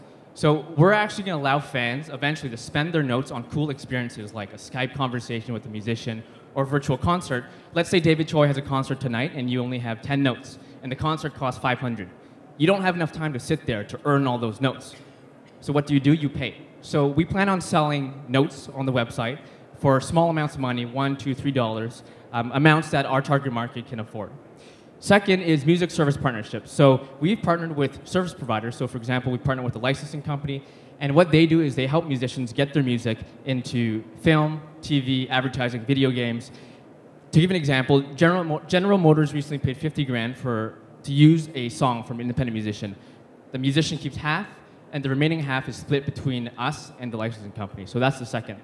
Third is affiliate sales. So something really cool we're working on right now with the company is, imagine you're on Toonsy, you're listening to music, you're earning notes, and once you get to 100, you get a pop-up reward saying, congratulations, you've earned your first 100 notes, here's a free MP3 download.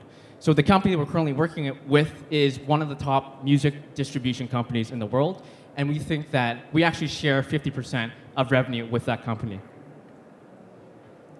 So here are some competitors. What makes us very different is that we have both an audio and video experience on our platform. None of our competitors have gamification, so that makes us very different. And one of the most important is we reward fans. So when you're on YouTube, you're listening to a song, you get the enjoyment, and that's really what you get. You do that on Toonsy, you get rewarded as a fan. You get MP3 downloads, you can engage with your musicians. Couple that with a really cool user experience and user interface, and you have a product that is able to compete in the competitive social music space. So I quit my job not long ago. We actually started in January, and we've made some significant traction. We've made some pretty cool business development partnerships with distribution companies, studio service providers. I was actually just in LA. CAA, the world's top agency who represents Justin Timberlake, John Mayer, interested in using our platform to discover new acts, to go on tour with some of their bigger acts. We actually won first place at the National Business Technology Conference in March against 32 other startups. We've been featured on Tech Vibes, BetaKit, BlogTO, and very important to us, it's the people. We've surrounded ourselves with some pretty cool people. David Lukács, who is an investor and sits on our board, is actually business partners with Gene Simmons.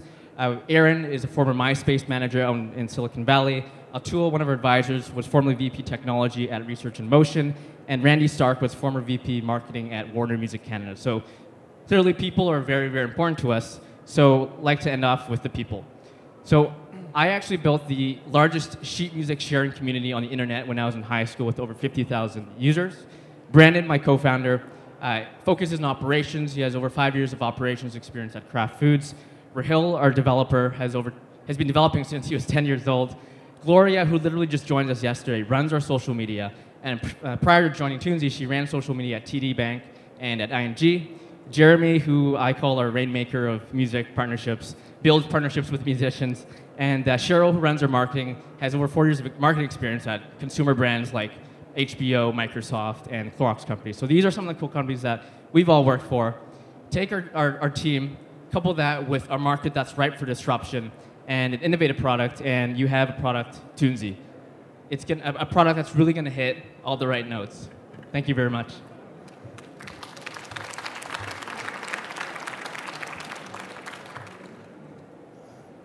Geoff. Thanks, Peter. So the revenue model is pretty unclear to me. Just help me to understand how you guys are going to make, so you talked at a high level about how you're going to make money, but can you bring it down to real practical terms? What type of user base, fan base do you need to have, and what kind of revenues will that generate, and how does that compare with what you currently have? Yeah, so this is a breakdown of our projections for revenue. So really what's important is the user base. part of our strategy to get those users is through these partnerships. It's a chicken and the egg problem. So our plan to solve that is partner with musicians with big subscribership on YouTube, Facebook, Twitter, and leverage them to bring all their fans onto our platform. So for example, David Choi has a million subscribers. If only 5% of his fan base comes to our site, that's 50,000 users. So what we're looking to do in about a year's time, so Q4 of 2013, have about 750,000 users.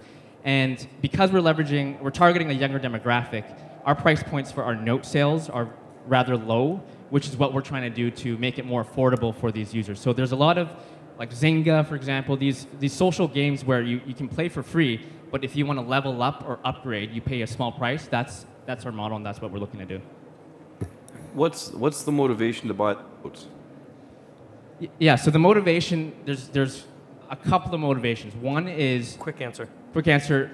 You want to be... If you want to have clout on our website, like, let's say I'm a musician, and I'm a big fan of this musician. If you want to be a super fan, we call them a super fan, which gets displayed on their profile. Because we're targeting younger demographic, it's all about that good feeling, that clout that you can get on the site. And you can spend the notes on cool experiences. Okay, Valerie, quickly. Yeah, sure. What do you think the big spark would be? It's true. It seems that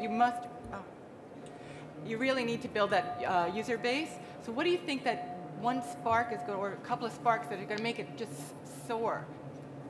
So we're focusing on musician partnerships, as we said, and our goal is we've been building from the start these partnerships. The last month, we've actually developed with these huge musicians like David Choi, Alex Scoot, Kereluik. These are people with hundreds of thousands. We're doing virtual concerts with some of them and exclusive videos with others. And our opinion is that their subscribers are so loyal to them that they're going to be driven to the website. So it's the reputation part of it that you're going for? Okay. Absolutely. Okay, thank you very much. I'm going to cut it off there. Thank you, gentlemen. I'm going to ask David Rosen from RBC Capital Markets to join me, and Visualize Me is on deck.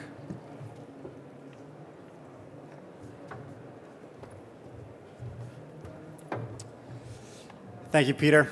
Actually, I'm from a part of the bank called commercial banking that deals with businesses that generate around $1 million and up in revenue. But let me back up a little and first of all say that we're really pleased to be here and part of this competition.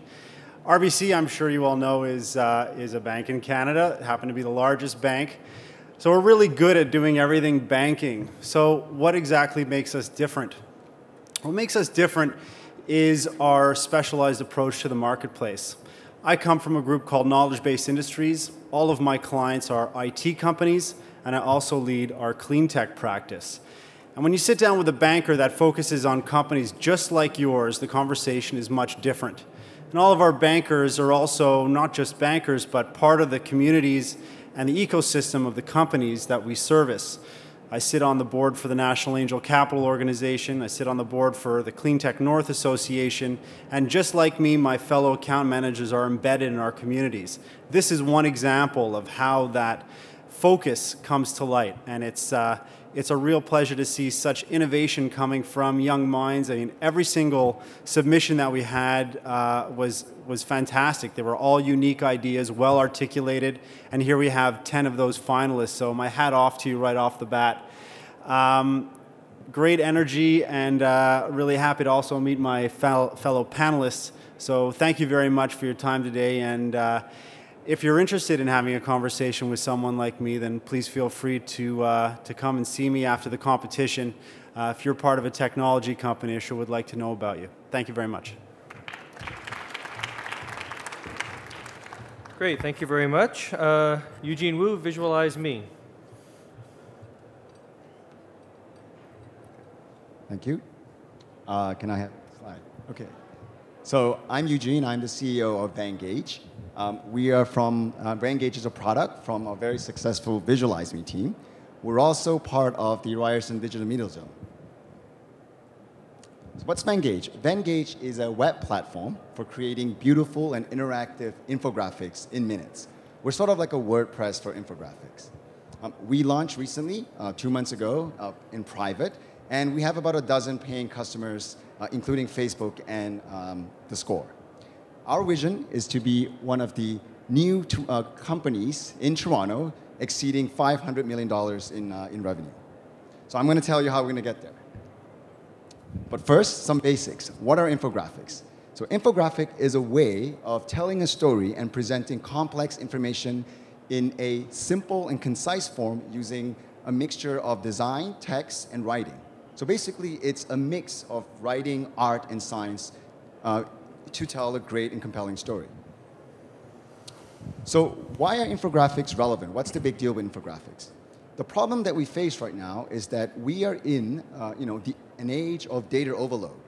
Every day we are bombarded with thousands and thousands of messages. In 1 month alone, there are over 2 billion tweets, 30 billion Facebook posts, and a gazillion emails. So the problem we face is that we don't have time to read lengthy articles or reports anymore. And that's where infographics come in. Infographics saves the day by cutting through the clutter, synthesizing complex information, and presenting them in an easy-to-understand format. As cliche as it is, a picture is worth 1,000 words. So infographics have become very, very popular over the last year or so. There's been a massive explosion of infographics on the web over the past year. So the graph on your right is the Google, it's a Google graph on the interest of infographics over the last couple of years. And you can see a huge spike from last year. And why is that?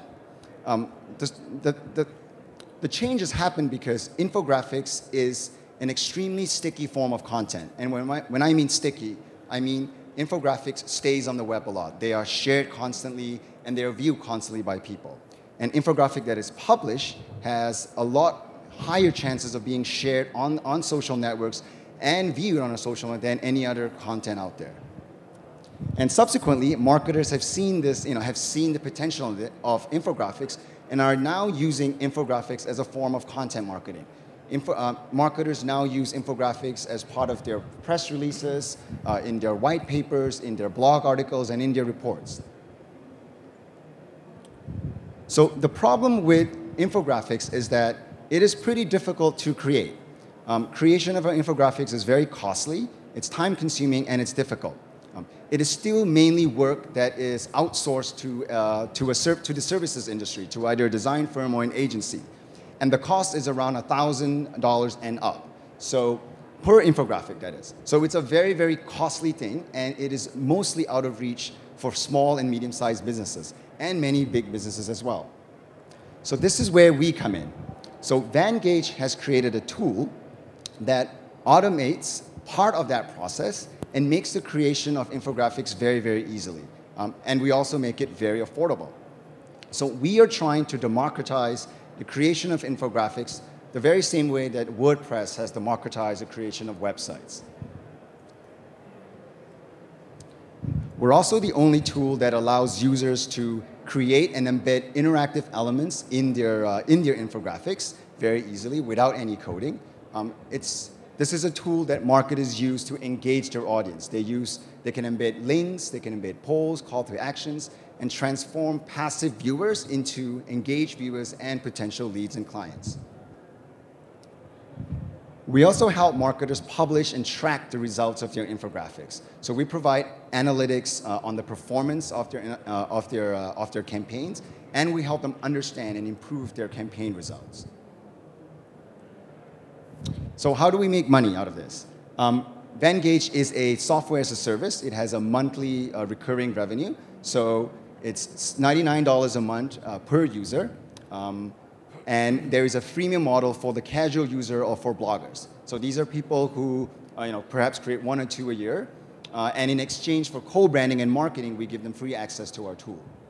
So this is an extremely low cost and scalable business. And with very, very high growth potential. And as I mentioned, we are in a private beta right now with paying customers, so it's a business model that has already been validated. So how big is this market? Space? So if you look at the visualization on the presentation, this is the entire internet marketing landscape broken up by segments. Our target segment is the content marketing segment, so it's the red dot somewhere in the middle. As you can see, it's a pretty big segment. It is almost as big as the social media segment, and it's twice the size of the SEO and the blogging segment. And this market itself is worth billions of dollars. So this is a similar picture, but with the major vendors and their market value. So as you can see, it's a very interesting chart. As you can see, for most of the segments, there is a mature or a player in there. So for example, social media has a Radiant 6, which is worth hundreds of millions of dollars. In the blogging segment, there's WordPress and Tumblr at $1 billion, and they're worth billions of dollars. SEO, there's SEO Moz, and analytics, there's Omniture, and so forth. All of these other segments are mature markets, with the exception of the content marketing segment. The content marketing segment is still largely a service-based industry. You still go out and hire writers or agencies to do your content. So it is definitely an industry that is ripe for disruption. It is an industry where there are players in right now, so obviously they are competitors, but everyone is in the start. And we think that Visualize Me and Vangage is poised to become one of the early movers into this market. Our vision is to be the content marketing tool that every marketer uses to create any content. So we're going to build out our suite to include all other content types. Infographic is just like a beachhead. We want to expand our features to include every other content type out there. We want to build a brand that marketers recognize and love. And we think we are poised to become Toronto's next $500 million company, the next Radiant 6. That concludes my presentation. I do have an ask. We are seeking advice from marketers and social media experts, and we'll be raising a round in a couple of months, so any introductions to investors are as welcome as well. Thank you.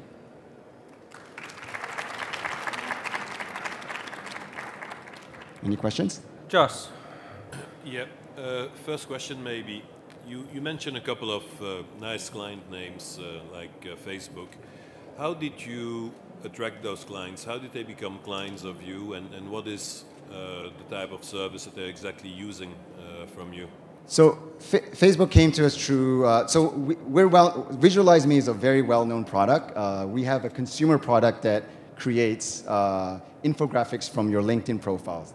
So it is actually a pretty well-known product out there, and we get a lot of traction from it. So we're known in the infographic space. So it was an inbound interest. They came to us seeking help to do infographics for their marketing team. And the use case that they do is they use infographics as a sell tool. So they prepare these one-page infographics that go out to the CMOs and their CEOs of large companies that buy advertising from them. Does that mean that they are a client of your previous or Visualize Me, or are they using the new product? They are using the new product. Are you concerned that they're just going to buy you? Over here. Are you concerned that, Facebook seems like a really good fit. Is Mark just going to buy you? Is that... No, I'm not concerned about that. No? It'd be okay? Yeah, it'll be okay. All right, just curious. Other questions? Okay. Now, what about real-time infographics? This all seems to be, I already have the data, therefore I make an infographic. But if I have a website that's a poll or something, can I do a real-time updated infographic? Yes, so that's one of the features that we are considering in our pipeline. So far, no one has asked for that feature. So the way we prioritize is if any customer wants it, we'll put it in the pipeline. I just asked, yeah. And yes, yeah. So if you ask, then definitely, because our other product, Visualize Me, is it has a pseudo real time. We pull the data from an API. So the technology is there. It's just not it's not in Vangage at the moment, but we could very easily implement it. Okay, because I'm thinking of a relationship between you guys and Vote Compass. Real-time election results, infographic. Yeah. Like, it makes a lot of sense. Sure. Anyway, we'll talk after this. Yeah, that's our time. Thank you very much. Thank you.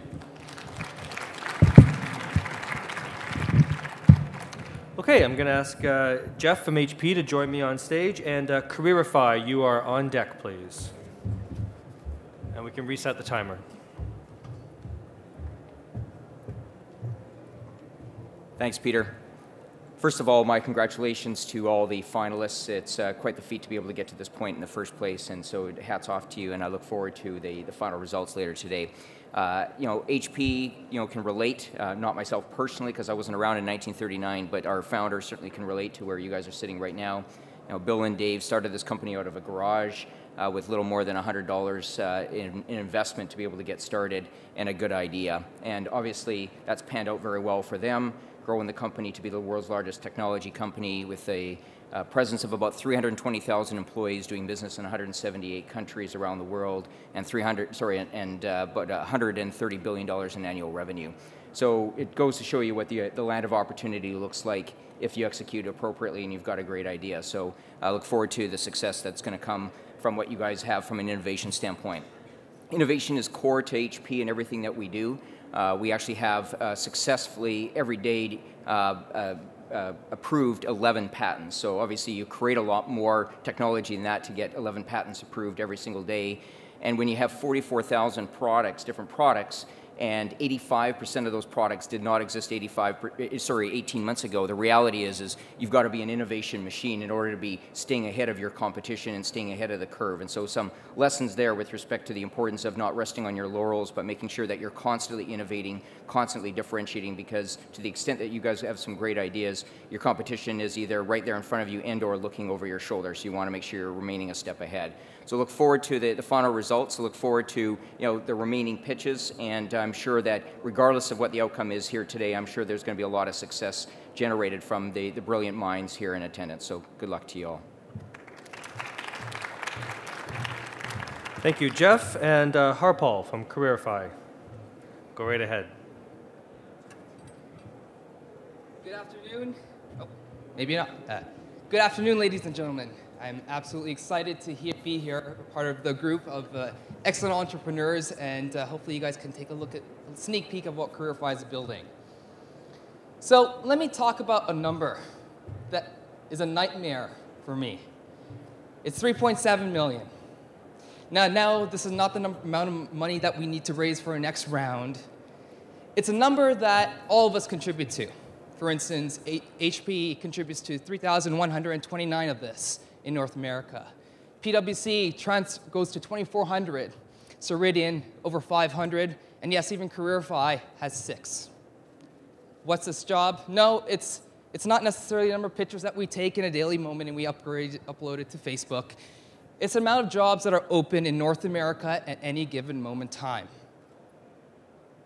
Now, in today's society, when we have multiple numbers, such as unemployment that we continue to look at, and we have global implications whenever we don't fill out jobs or we lose jobs, it hurts the economy. And from us, it's more of the forgotten people. It's the students that need to get education or pay for their education, or if it's single parents, or even trades workers that have to leave their job and get terminated after 30 years.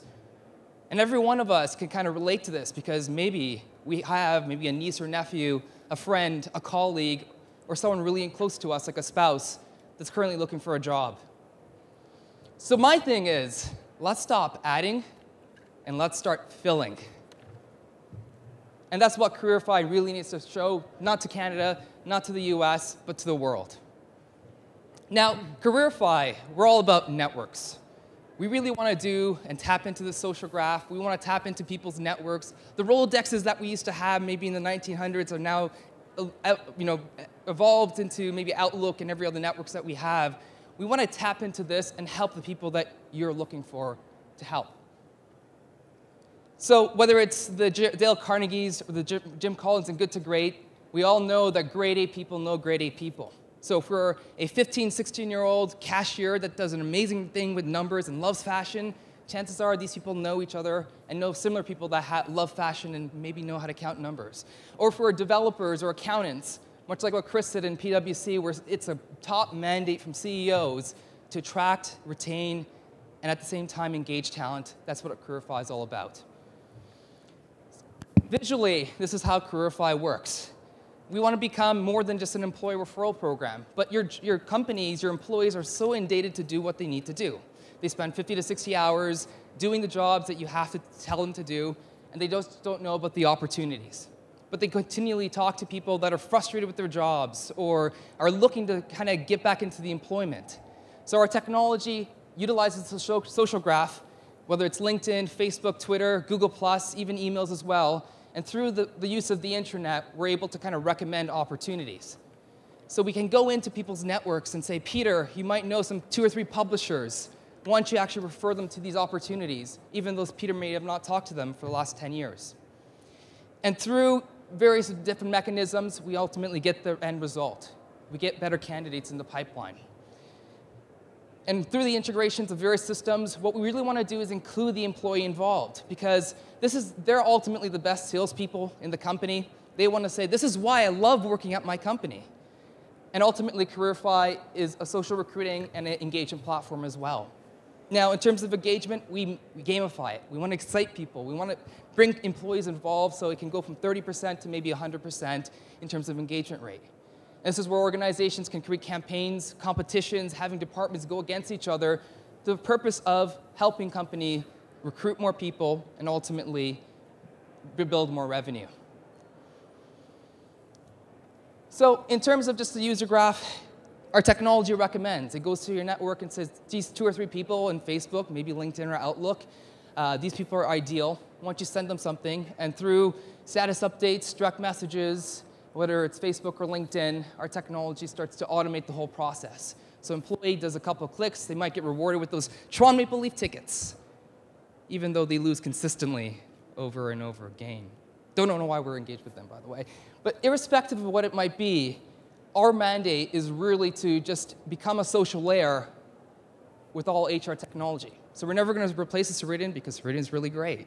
But that being said, let's help these organizations, whether it's a startup trying to find that software developer, or even a Fortune 100 company that really needs to retain these talents. So this is ultimately the CareerFi dream. We started in 2009. We launched this technology in 2011. Since then, just today, actually, we announced that we were part of Microsoft BizSpark 1, which is Microsoft globally announced us as a top 100 company out of 45,000 startups globally. 2011, we won top 25 startups in Canada, top 10 IDC in terms of companies to watch in cloud, and at the same time, we won the Microsoft BizSpark Award for most innovative company in the ISV field. We have a stable list of contracts and clients as well that we've gone through our partner channels and through our direct sales force. So irrespective if it's a small company or a large company, we need help. We need to find those people, help the employees, get their maybe nieces or nephews that really good job that they need to have to pay that OSAP bill. Or maybe it's the spouse that we need to kind of get involved as well. And finally, we have a stable list of partners that are global from a partnership perspective that we tap into, and we continually have them resell our technology. Now, I want to share to you why we actually started to do this. And it's actually a personal story that hit hard to me, and I'm sure many of you can relate to this. Now, my dad, 1968, he's an immigrant, much like most of you guys who've come to Canada, skilled worker, couldn't find a job at all. Applied to multiple places. He went to the YMCA to network over and over again. Got rejected to a $2 an hour dry cleaning job, and here's this guy that is an engineer. Very demoralizing, and finally, he got an interview through one of his ethnicity groups that he connected to. And what ended up happening was he had a new toolbox, and he scratched it up, he made it dirty, in order to have his manager that he's interviewing with to say, yeah, he's experienced, he's been around the block a couple of times. And through 3 full-time jobs, he's been able to support my family, which is a most honorable thing. But in all honesty, when 2000 had happened in the manufacturing industry, we all saw millions of people lost their jobs. And his company that was at 320 people overnight went to 37.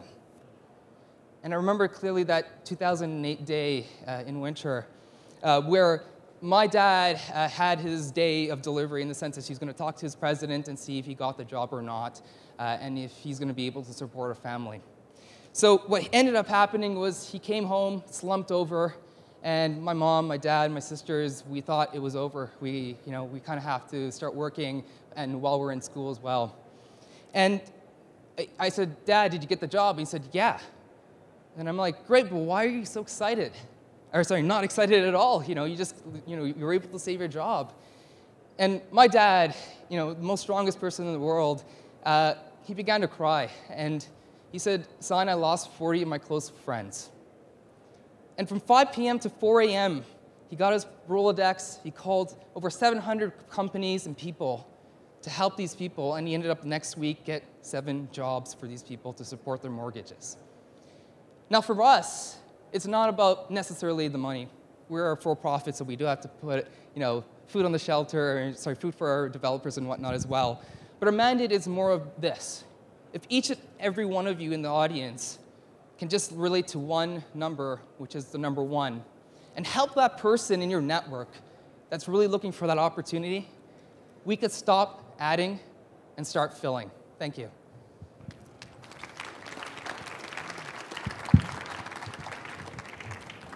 So very quickly, would you be able to just share sort of the executive team is going to help you steer your way through the next round here? Great, thank you. We have a tremendous amount of executive teams from our board of advisors. Steve Woods, CTO of Eloqua. We have some really strong people, Dan DeBow from Ripple as our advisors, to even internationally as well. Pete Smith, Howard Gwynn, a few individuals that we're able to tap into continuously over and over again from either a HCM perspective and at the same time build our revenue channels through our partners as well. My software lead, he has currently 14 years of startup experience in various startups as well, which has raised over close to 20 million. We currently have about 270,000 users in our database since 2011. We just trained over 105 salespeople in Taleo Oracle to resell our technology, though we're not exclusive to them at all. And we're looking to hit close to 2.5 million users by the end of the year. Okay, in the last few seconds, did you specify revenue, either numbers or growth? Just generally in terms of revenue, we do based on SaaS model. So it starts anywhere from $3,000 per year for an organization to utilize our technology, and runs up close to $80,000 to $90,000. So that's typically it's employee licenses itself. In terms of revenue, what we're doing right now is we're forecasted about $420,000 this year, and we're looking to continue to accelerate our growth globally. Okay, fair enough. Okay, thank you very much. Okay, and we are moving directly on to Jamie from NoteWagon now. 10 minutes, please.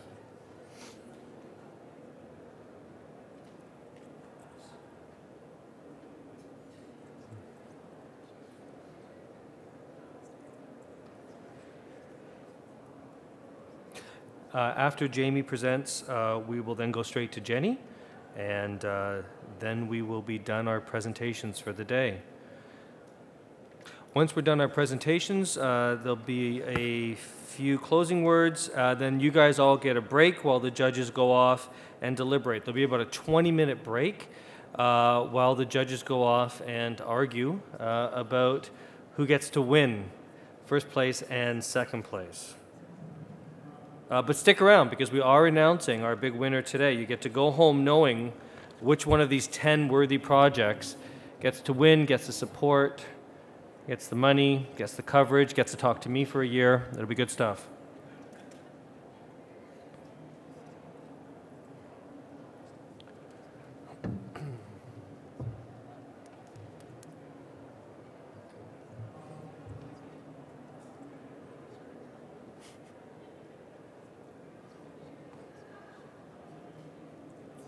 Are we good, or should we? Okay. Jenny, can you go now? Okay, let's switch up the order. We'll go with Jenny now, and then you guys have 10 minutes to figure that out. Thank you for stepping in, Jenny. Jenny from Tri-Mirror. Can we bring up Jenny's presentation, please?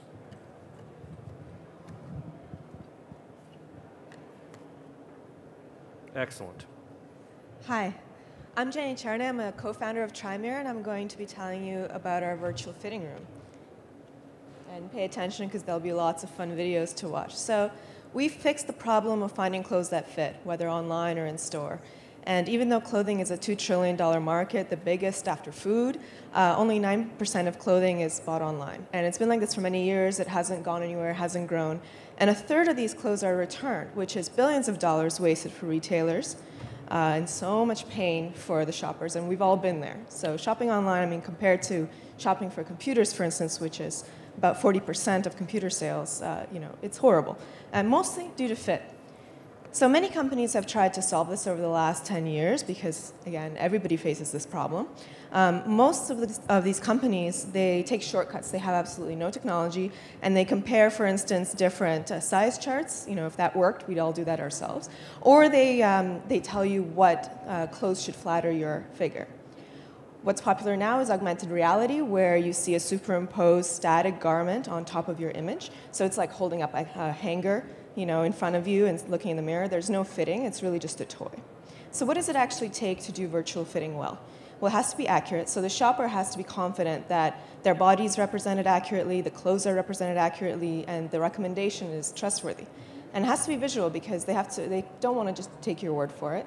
And you got to give them the experience that they're almost touching the garment as close as possible. It has to be real time. Nobody tries on clothes in static mode. You have to know how it fits once you sit down, once you start walking, once you start dancing, how will it fit then? And it has to be entertaining, addictive, and social because that's everything that shopping is. So that's where we come in. We start by creating a very accurate avatar of your body. It starts with just a few seconds. For instance, you know that you're usually a size medium, but then you start honing in. So you choose your body shape, hair, apple, and so on, and then you can customize it to infinity. You can start by just putting in your height, your bust, your waist, your hips. Every woman knows these measurements. Often we partner with 3D body scanners to put in all of your measurements very quickly. In any case, you own that avatar and take it from retailer to retailer. So we have real-time clothing simulation technology. We're the only company that has this. So on the top right, you see 100 frames per second. That means it's real time. The result is very accurate clothing that streams automatically. So seeing is believing. This is something that we just did for a Parisian boutique, very high-end boutique. This is a garment that they have. You can see how loose it is. It's silk with chiffon on top, 2 layers. And so they gave us the patterns. We used the actual design of the garment, as well as taking into account not only the measurements, but the texture of the garment, how it flows, how it drapes. This is a video of their actual runway show, so you can see how you can compare the real thing with ours. So you see how loosely it is. So we modeled the model's avatar, and that's the result. So I hate shopping, but I would spend hours and hours with this if I could. I would play with this. I would share with my friends. I would shop for my friends and family, And that's, again, me who doesn't like to do this in the first place. This is so much better than looking at static pictures in a catalog, right? And for guys who hate shopping, who just want to go online, pick the shirt that fits, and get out, this lets them do that. So this is a Marks & Spencer shirt that we modeled. You can see it's a sample they sent us because the swatch is cut out. But because we had the actual design of this exact shirt, as well as this sample, we can model not only the measurements, but again, how the shirt fits and flows, and how stretchy is it, and how thick is it, and so forth. Tension maps are really important. So you see here tension map. Red is where it's stretching a lot. Yellow's just a little bit. And watch what happens when he moves his arms. So the chest and the back are way too tight. And we all know this feeling. So when he stands still, it seems like the shirt fits quite well. As soon as he starts moving, it's not comfortable at all. This is something that augmented reality just can't offer you. This is why visualization is so important. Maybe you want your shirt to be tight. You need to be able to make that judgment. Here's another example. These are chinos from Marks & Spencer, and it's size 34 on a pretty skinny guy. So look what happens once he starts moving. There you go. So this is a pretty cool modern look, but you have to be able to determine if you want that look or not, right? And just to show you that this is all real-time physical simulation that's going on, none of it's pre-recorded or animated. Here's a bigger guy with these same pants. They seem to work well. And here's a tension map to prove that, right? So he might not even need a belt. And this is really important. Say you're trying on clothes that are layered, a shirt and then a sweater and then jacket. How will those all fit together? That's really important. And it's also a lot of fun. So here are the actual pants. Okay, now for me, I hate shopping for jeans. For me, jeans always gap out in the back, especially when I start sitting down. I think a lot of women have this problem. Unless you can visualize it, like this, side by side, with different kinds of jeans, different cuts, different, how stretchy they are, and so forth. You can decide. And tension maps really help with that as well. You can decide exactly what size and what model will fit you well. Now, our business model starts with licensing and SaaS for online e-commerce solutions, as well as in-store. So imagine you're walking down the street and an avatar comes to life in the window, brings you closer, takes your measurements, and tells you, well, these are the things in the store that will fit you. This is how great they'll look. Imagine never having to go into the fitting room again. How frustrating that whole experience is. Just do away with it. And we stream everything from our server to the browser or tablet. So there's absolutely no buffering, no downloading, all in real time. If you change your measurement, change a different size of garment, immediately it calculates all the physical simulation is done on our server. So we can scale to support any traffic, even GAP's traffic. The secondary business model is we're building our own consumer-facing portal. So you can come into our portal, try on clothes from many different retailers in one place. If you buy it through us, we get affiliate revenue. But further than that, you can start playing games. You can design your own clothes. Our system lets you do that. You can start putting on your own fashion shows, make your own boutiques, give each other advice socially, and so forth. So, of course, there are gamification, virtual goods, and premium accounts, and so forth. And that's why we built our mobile apps around fashion as well. We have iPhone and Android apps with over 200,000 downloads, where you can upload your closet, put looks together, upload pictures, and this community, they would just love if we gave them some tools to actually visualize garments and play with them. So this is an example of how we create the garment model. So we take a two-dimensional CAD pattern, which every brand uses, every designer uses, and with a click of a button, we create a 3D model. Immediately, you can put it onto different sizes of avatars instead of paying actual people to try on samples. You can see the tension maps where it's tight and loose. You can animate it, make changes to the design, immediately see the difference. And so we're selling this to designers, manufacturers, and vertically integrated companies like Marks & Spencer and Gap, because the inefficiencies in the supply chain are just enormous. We're working with some of these brands, anyone from a small high-end boutique to a large multinational chain that's integrating our system all the way from design to manufacturing to their retailing. And we have a management team that's made up of serial entrepreneurs. We had a social networking company that we sold a few years ago, so we've been bootstrapping. We're in the middle of an angel round right now. And we're working with some incredible developers and strategic fashion partners around the world. And they're helping us realize our vision of completely transforming this $2 trillion global fashion industry, again, throughout the supply chain, completely changing how you shop. Thanks.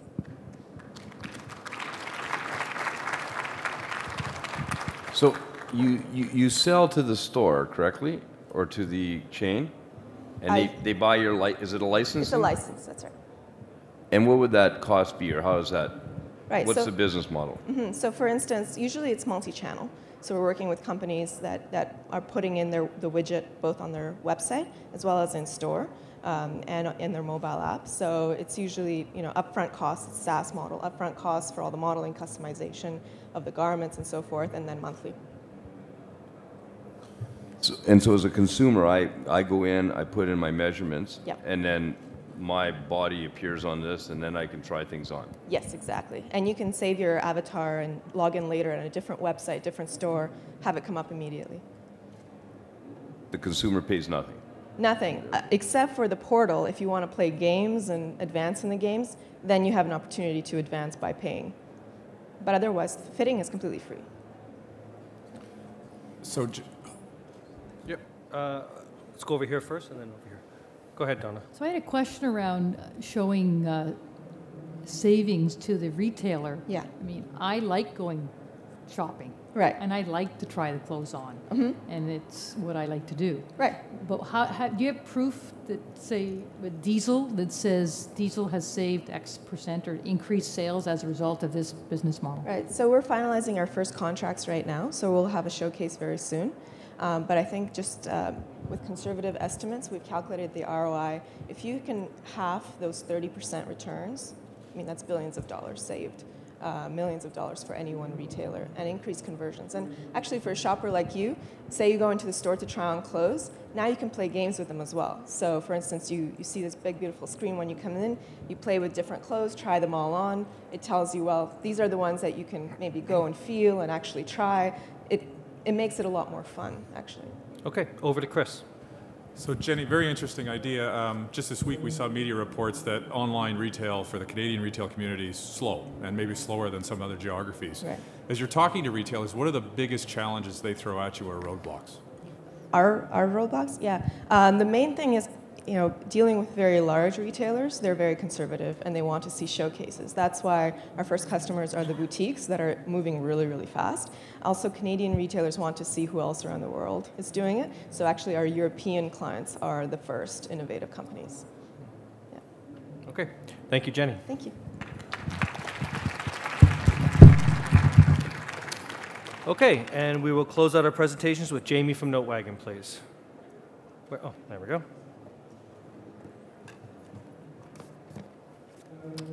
$10 minutes on the counter, please.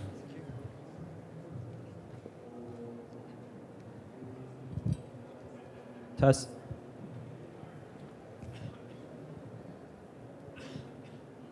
Good afternoon, everybody, and I'm here to present notewagon.com. How do you go forward? Oh, the remote is over there. The remote is. There we go.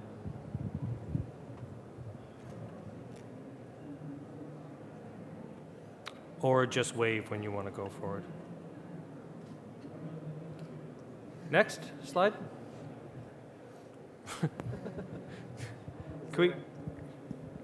Yeah, it's coming. Any second now. Okay. So as university graduates, me and my co-founding team, we're starting to realize that university is becoming more and more stressful, and students are noticing increasing pressure to get jobs coming out of school and to keep their grades high. Universities also still taught one person at the front and hundreds, if not thousands of people in a room trying to gain information from one person who's an expert in the subject. And with all the competitiveness to get good grades and to get jobs, you typically have students who know the information, understand it very well, and can teach it to their peers or help them learn better, but they don't really have the incentive to do this. They may help out a couple friends, but they're really not going to share their knowledge with the masses and want to work with other people. So at NoteWagon, our mission is to encourage students to help each other succeed academically. We believed if we attach some type of an incentive to helping your peers learn better, then people will be more likely to work together and everyone will learn more from it. So we started off with what we call the NoteWagon Marketplace. Very simplistic. You could think of it almost like an eBay-style marketplace where students who take excellent notes in class, take excellent chapter notes, or create thorough study guides can actually post it online, make it available for sale to the rest of the students. So other students who may have had to miss some courses, or if they don't take well-organized notes, can now have the opportunity to catch up and purchase this. So all of a sudden we realized that students were uploading their notes and now they were willing to share information as soon as they had some type of financial incentive. So our go-to-market strategy, with each campus we tackle, the first thing we have to do is say, we have to get content on the site. So when students come and check out their courses to find helpful notes and materials, it will be there. So we make sure we take the 10 biggest courses at each school and we'll hire a set note taker who's responsible for uploading the content. This basically works as a seed for the school because every student's going to take either a Bio 101 or a Biz 101 at some point in their university career. So when they get familiar with NoteWagon and they notice there's content and notes there, they can begin using it in upper year classes. So that's kind of our bottom-up approach. And then we also take the top-down approach where we take students of upper years and we say, you have all these notes on your computer from past years that have been very helpful. Why not put them on the website, help other students learn better, and make some money in the process? And obviously, students are always happy to make some more money with rising education prices. So then the second part of each campus is the go-to-market strategy, which is growth. We've noticed we've been able to get users at a very, very cheap cost per acquisition, mostly because we'll find influential figures, clubs, groups, or people on campus and get them to spread the word, and they'll earn commissions per referral. We've also implemented a referral model where students can earn tokens on our website to get access to notes for free just by referring others. And then obviously the simple social SEM and email marketing. Milestones today, we've had 66,000 users register for our website across 15 to 20 universities in Canada and the United States. We've noticed really high conversion rates since most of our users have come by referral, and we've noticed revenue even in the early stages where when students purchase notes from one another, we've noticed about $4 on average at our focus schools in revenue, and we've been able to secure a really high commission on that, which is 50 cents. We've also had 50%. We've also noticed incredible publicity thus far, partially because the idea, I guess, is kind of new in the education space.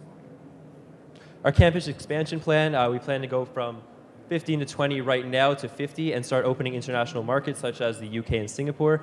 And we've basically noticed what works at each campus, and it's just a matter of scaling that right now. The Note marketplace itself is a business that can be profitable and will do well, but being entrepreneurs, we see a much bigger opportunity here.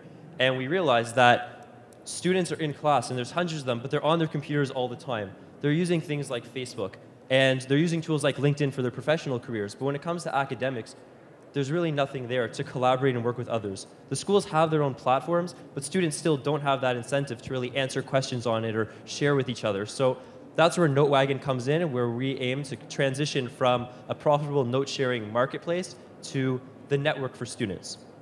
And this is what I'm talking about.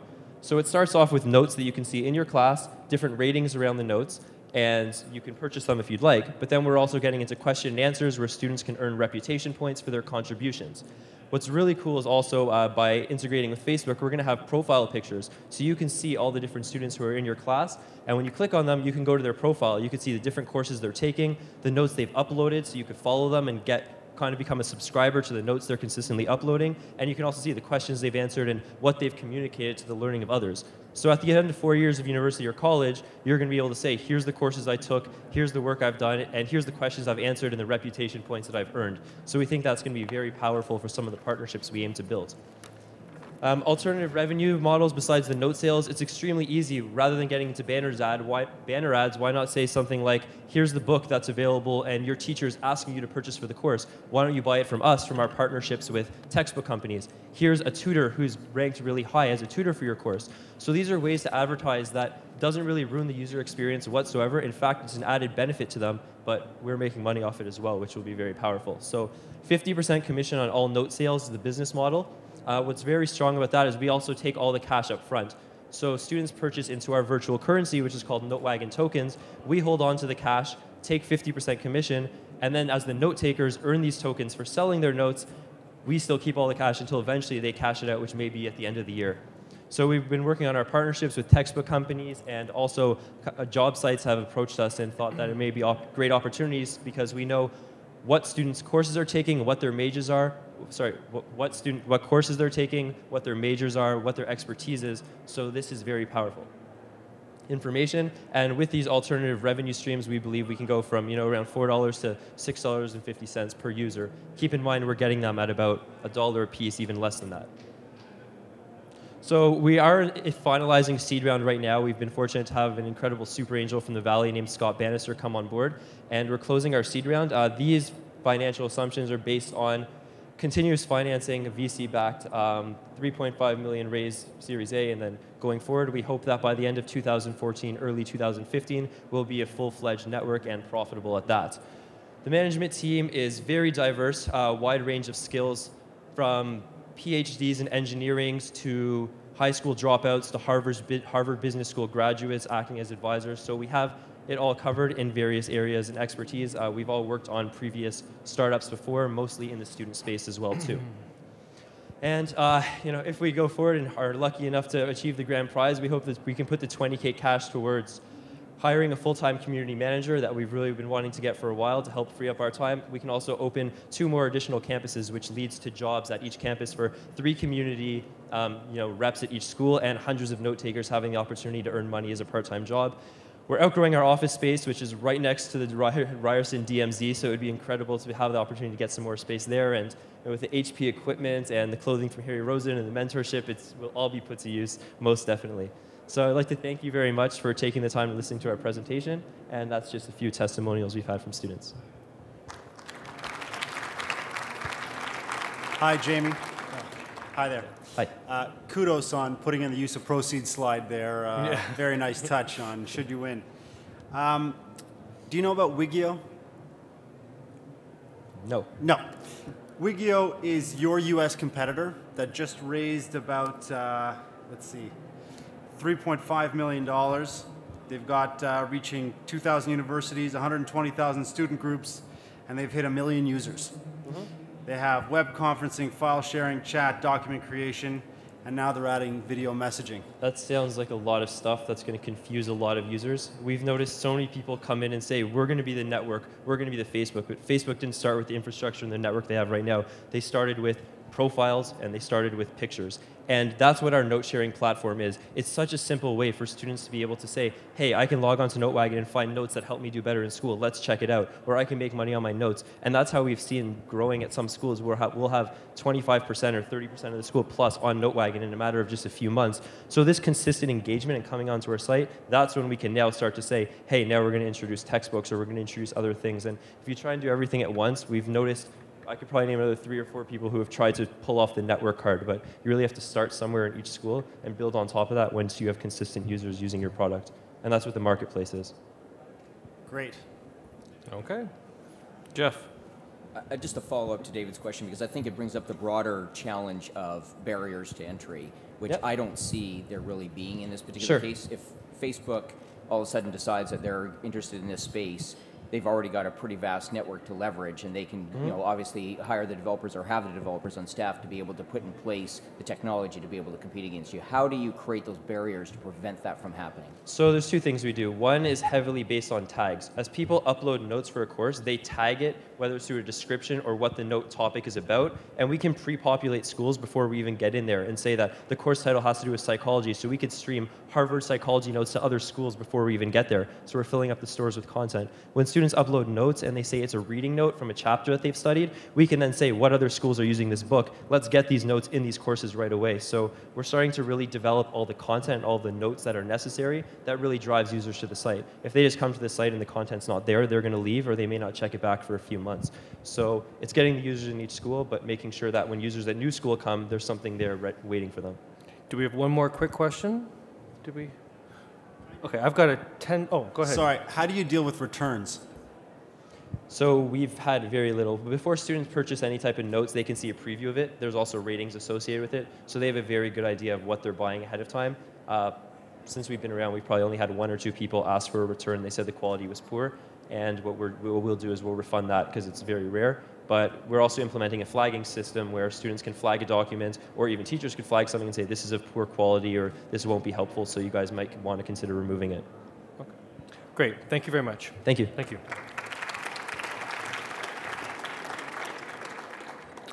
Great. I'm going to ask our publisher, Steve Dietrich, to come up on stage for a few comments. Thank you. Wow, that was great. I want to get everybody together, give these guys a big hand. These things are fantastic.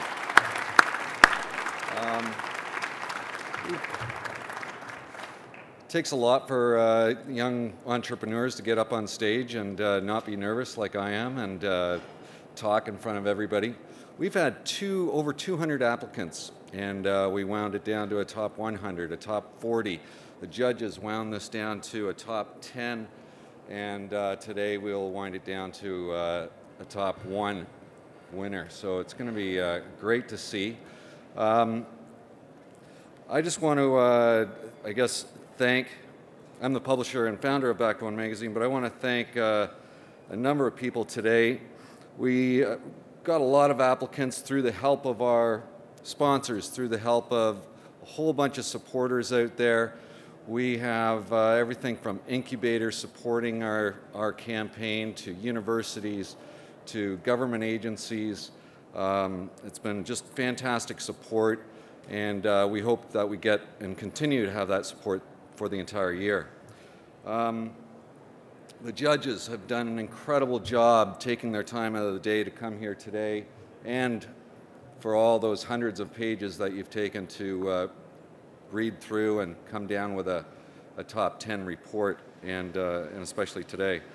The sponsors, we have everybody from EDC, PwC, Wildeboer, Dulney, the Alpha Group, ORION, Ryerson, Digital Media Zone, RBC Capital, Ceridian, HP. A couple others that couldn't be here today is the World Congress on IT, which is happening this fall. We have the BC Technology Industry Association, Center for Growth, which is a sponsor as well, and there's probably somebody I'm forgetting. Thank you all for coming. The best part of the campaign, of course, is still about to come when we actually focus on the winner and write about them for an entire year. And it'll be basically a live case study, if you will, for us and the readers of Backbone Magazine to follow the winner on a weekly basis online and in every issue of the magazine for an entire year. So we're really looking forward to that. It should be great reading and great learning for our readers to see how these companies progress. And we'll talk about their successes, talk about the challenges, talk about all the different resources that are available to them. We are looking forward to all of you, anybody contributing to that with blogs and tweets and that sort of thing as well. We have a reception after at 5 o'clock this evening in a room, I believe it's 801B or 802B. That is on the same floor of as the conference, outside of this big room here, past the escalators, and we'll have some networking going on there between 5 and 6:30 or so. And while the judges are doing their judging in the back, we've got a short video that we'll play, and feel free to talk amongst yourselves while that's going on for the next 15 or 20 minutes. Thank you.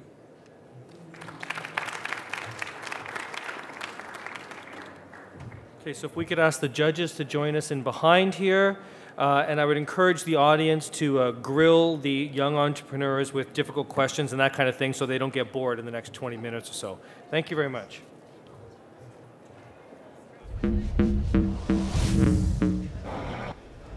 Superhero reality, decadence, and intentional viral. Today we hunt the trends in 2012.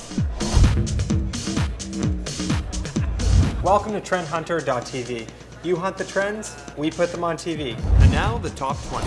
At 20, digital eating, internet martini bars, paperless cafes, and robot-ran restaurants. Last year we saw restaurants tech it up with iPad menus, but this year we've spotted interactive tables, robot waiters, and even digitally enhanced coffee shops. At 19, pop culture vacations. Now you can vacation like James Bond, Hello Kitty, or even Batman in these outlandishly themed hotels. Blame the internet if you like, but the fact is consumers are demanding more from every experience, and travel is just one example. At 18, renovated tradition. From tattoo tea parlors to pop-up coffee shops, retail experiences are getting a makeover with inspiration from the past. Regular shopping is so 2011. At 17, virtual fashion. Twittering shoes, Facebook frocks, and Twitter necklaces. Each of these examples illuminates the increased tie people have to their online realities. The lines between online social media and physical existence are being blurred by youth culture. At 16, interactive out of home. In a media-cluttered world, experiential advertising is on the rise. Why look at a regular bus stop ad when you could lounge in an IKEA sofa, relax on a coffee table, or test your new favorite product? At 15, adapted ethnicity. Headdress fashion, skin color controversy, and ethnic editorials. Globalization has been accelerated with the rise of the internet, and as such, pop culture and customs are being influenced by ethnicity and tradition. At 14, social fitness. Social media and fitness have merged. The ability to track and share activities makes individuals accountable to their peer network and provides that extra incentive to lose a few pounds. This makes social fitness one of the boldest examples of social media influencing our physical lives. At 13, eco-education.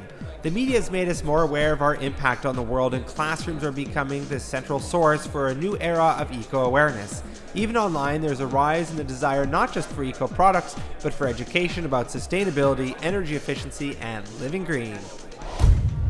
At 12, instant entrepreneurship. It's never been easier to be an entrepreneur. Even kids are learning from virtual entrepreneurial games, while teenagers and young adults are launching their first companies quicker than ever.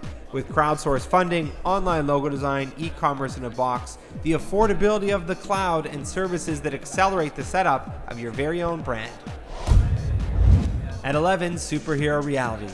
Heroic jewelry, clothing, and even dating sites for adults that love superheroes have been springing up in the light of the murky economic climate.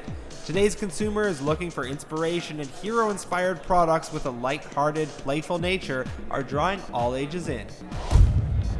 At 10 Digital Decor, LED lighting, heat sensitivity, and other technology-rich decor options are making living spaces more immersive, interactive, and convenient. Wallpaper was once regarded as an old-fashioned way of decorating, but now it's being renewed with technology. At 9 Digitail, holographic readers and augmented reality are just a few examples of how consumers are pursuing increased interactivity in their retail experiences. Retailers looking to supercharge sales are setting themselves apart by blending technology, social media, and more dramatic in-store experiences.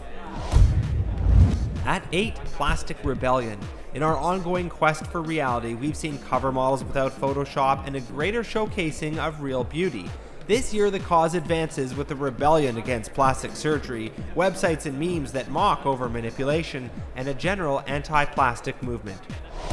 At 7, Social Business. Socially conscious entrepreneurs are realizing that you don't need to be nonprofit to save the world. This reality is driving the hottest new business models like the one-for-one model, where you buy a pair of shoes or glasses and a kid in Africa gets the same. And that's just the beginning. At Trend Hunter, we've launched a new channel called socialbusiness.org because this is the year we all start to figure out how to solve the world. At 6, Invisible Design. Illusory staircases, disguised eco-bows, and transparent televisions. Consumers are obsessed with minimal design, and this is causing a rising popularity in see-through furnishings, hidden decor, and translucent elements. At 5, Decadence. From flashy flash drives to ritzy keyboards, technology is merging with style, and consumers are on a quest to customize all the devices that connect them to their digital lifestyles. At 4, Unlabeling. Minimalism is an extreme trend, and now it's penetrating the world of logo and packaging design. In all aspects of our lives, consumers are craving simplicity, clean details, and more subtle marketing. At 3, Digital Graffiti. Once considered a part of the counterculture movement, light graffiti is now used in everything from art to fashion and marketing of viral videos. Traditional mediums have been replaced with high-tech simulated street art. At 2, Strategic Viral. We started talking about this in 2006, but this is the year we're seeing big brands integrate viral videos as a regular staple ingredient in their ad campaigns. Companies like Volkswagen, Google, and Smartwater have reminded us that we love the brands that engage us and entertain us online. At number 1, L'escapism.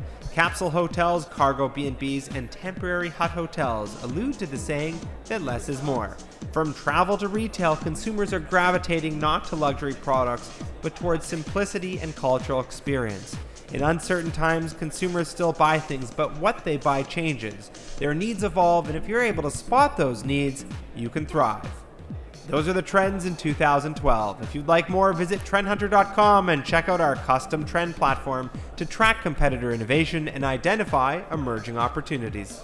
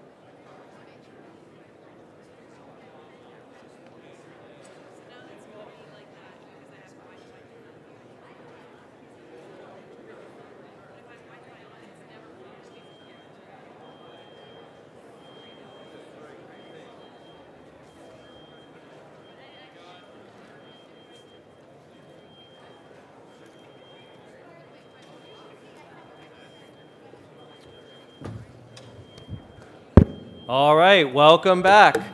Take your seats, please.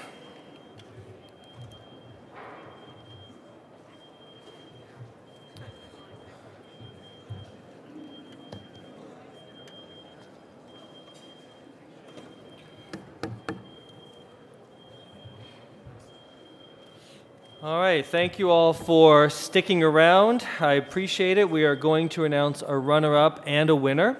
After a little bit of vicious infighting and some name-calling, we do actually have a runner-up and a first-place winner. I can say that for the top, the top half or so of our candidates, the numbers were very, very close. We actually had to work the voting a couple of different ways to confirm the result. But we have a unanimous agreement, and we're very comfortable with the numbers and with the results we've come up with. So we're going to begin with the runner-up. The runner-up receives $5,000 cash from Wildeboer, $6,000 from HP for servers and PCs, and a $4,000 one-year BCTIA Entrepreneur Accelerator package. To announce our runner-up, I'd like to ask Perry to join me on stage, please.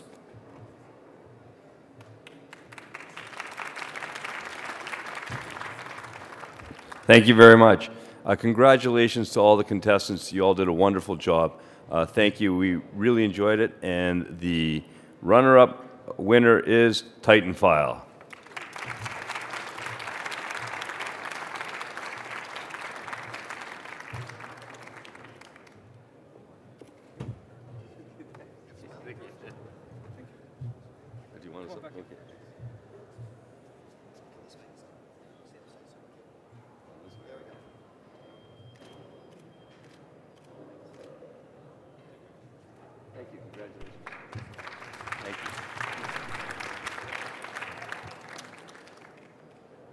And the grand prize.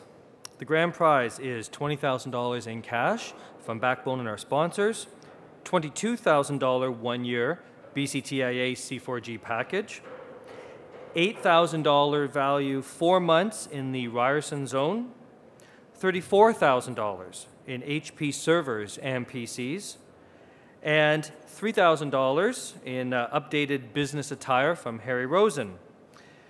To announce our big grand prize winner and the company that is going to get 1 year of coverage in Backbone magazine, Geoff from Alpha.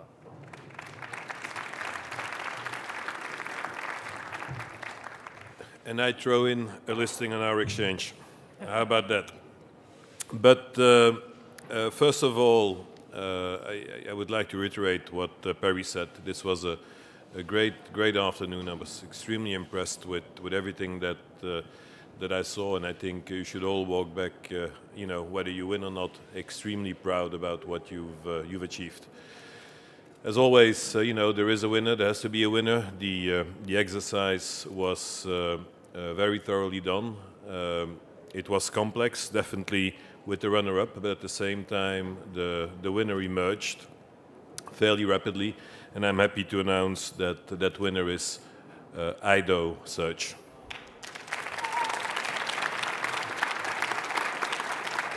And I hope it's IDO, or is it IDO? IDO Search. IDO speaks form, shape, and ideas. It's all Greek word. Yeah. Thank you.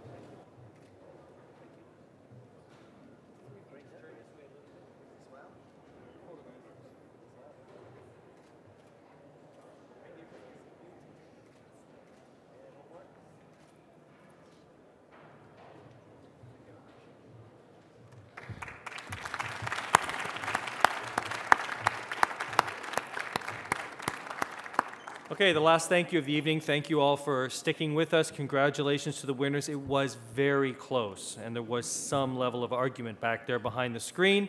Please join us at our reception. It's either 802 or 801B. Look for the open door with the people having fun. Thank you all very much. Good evening.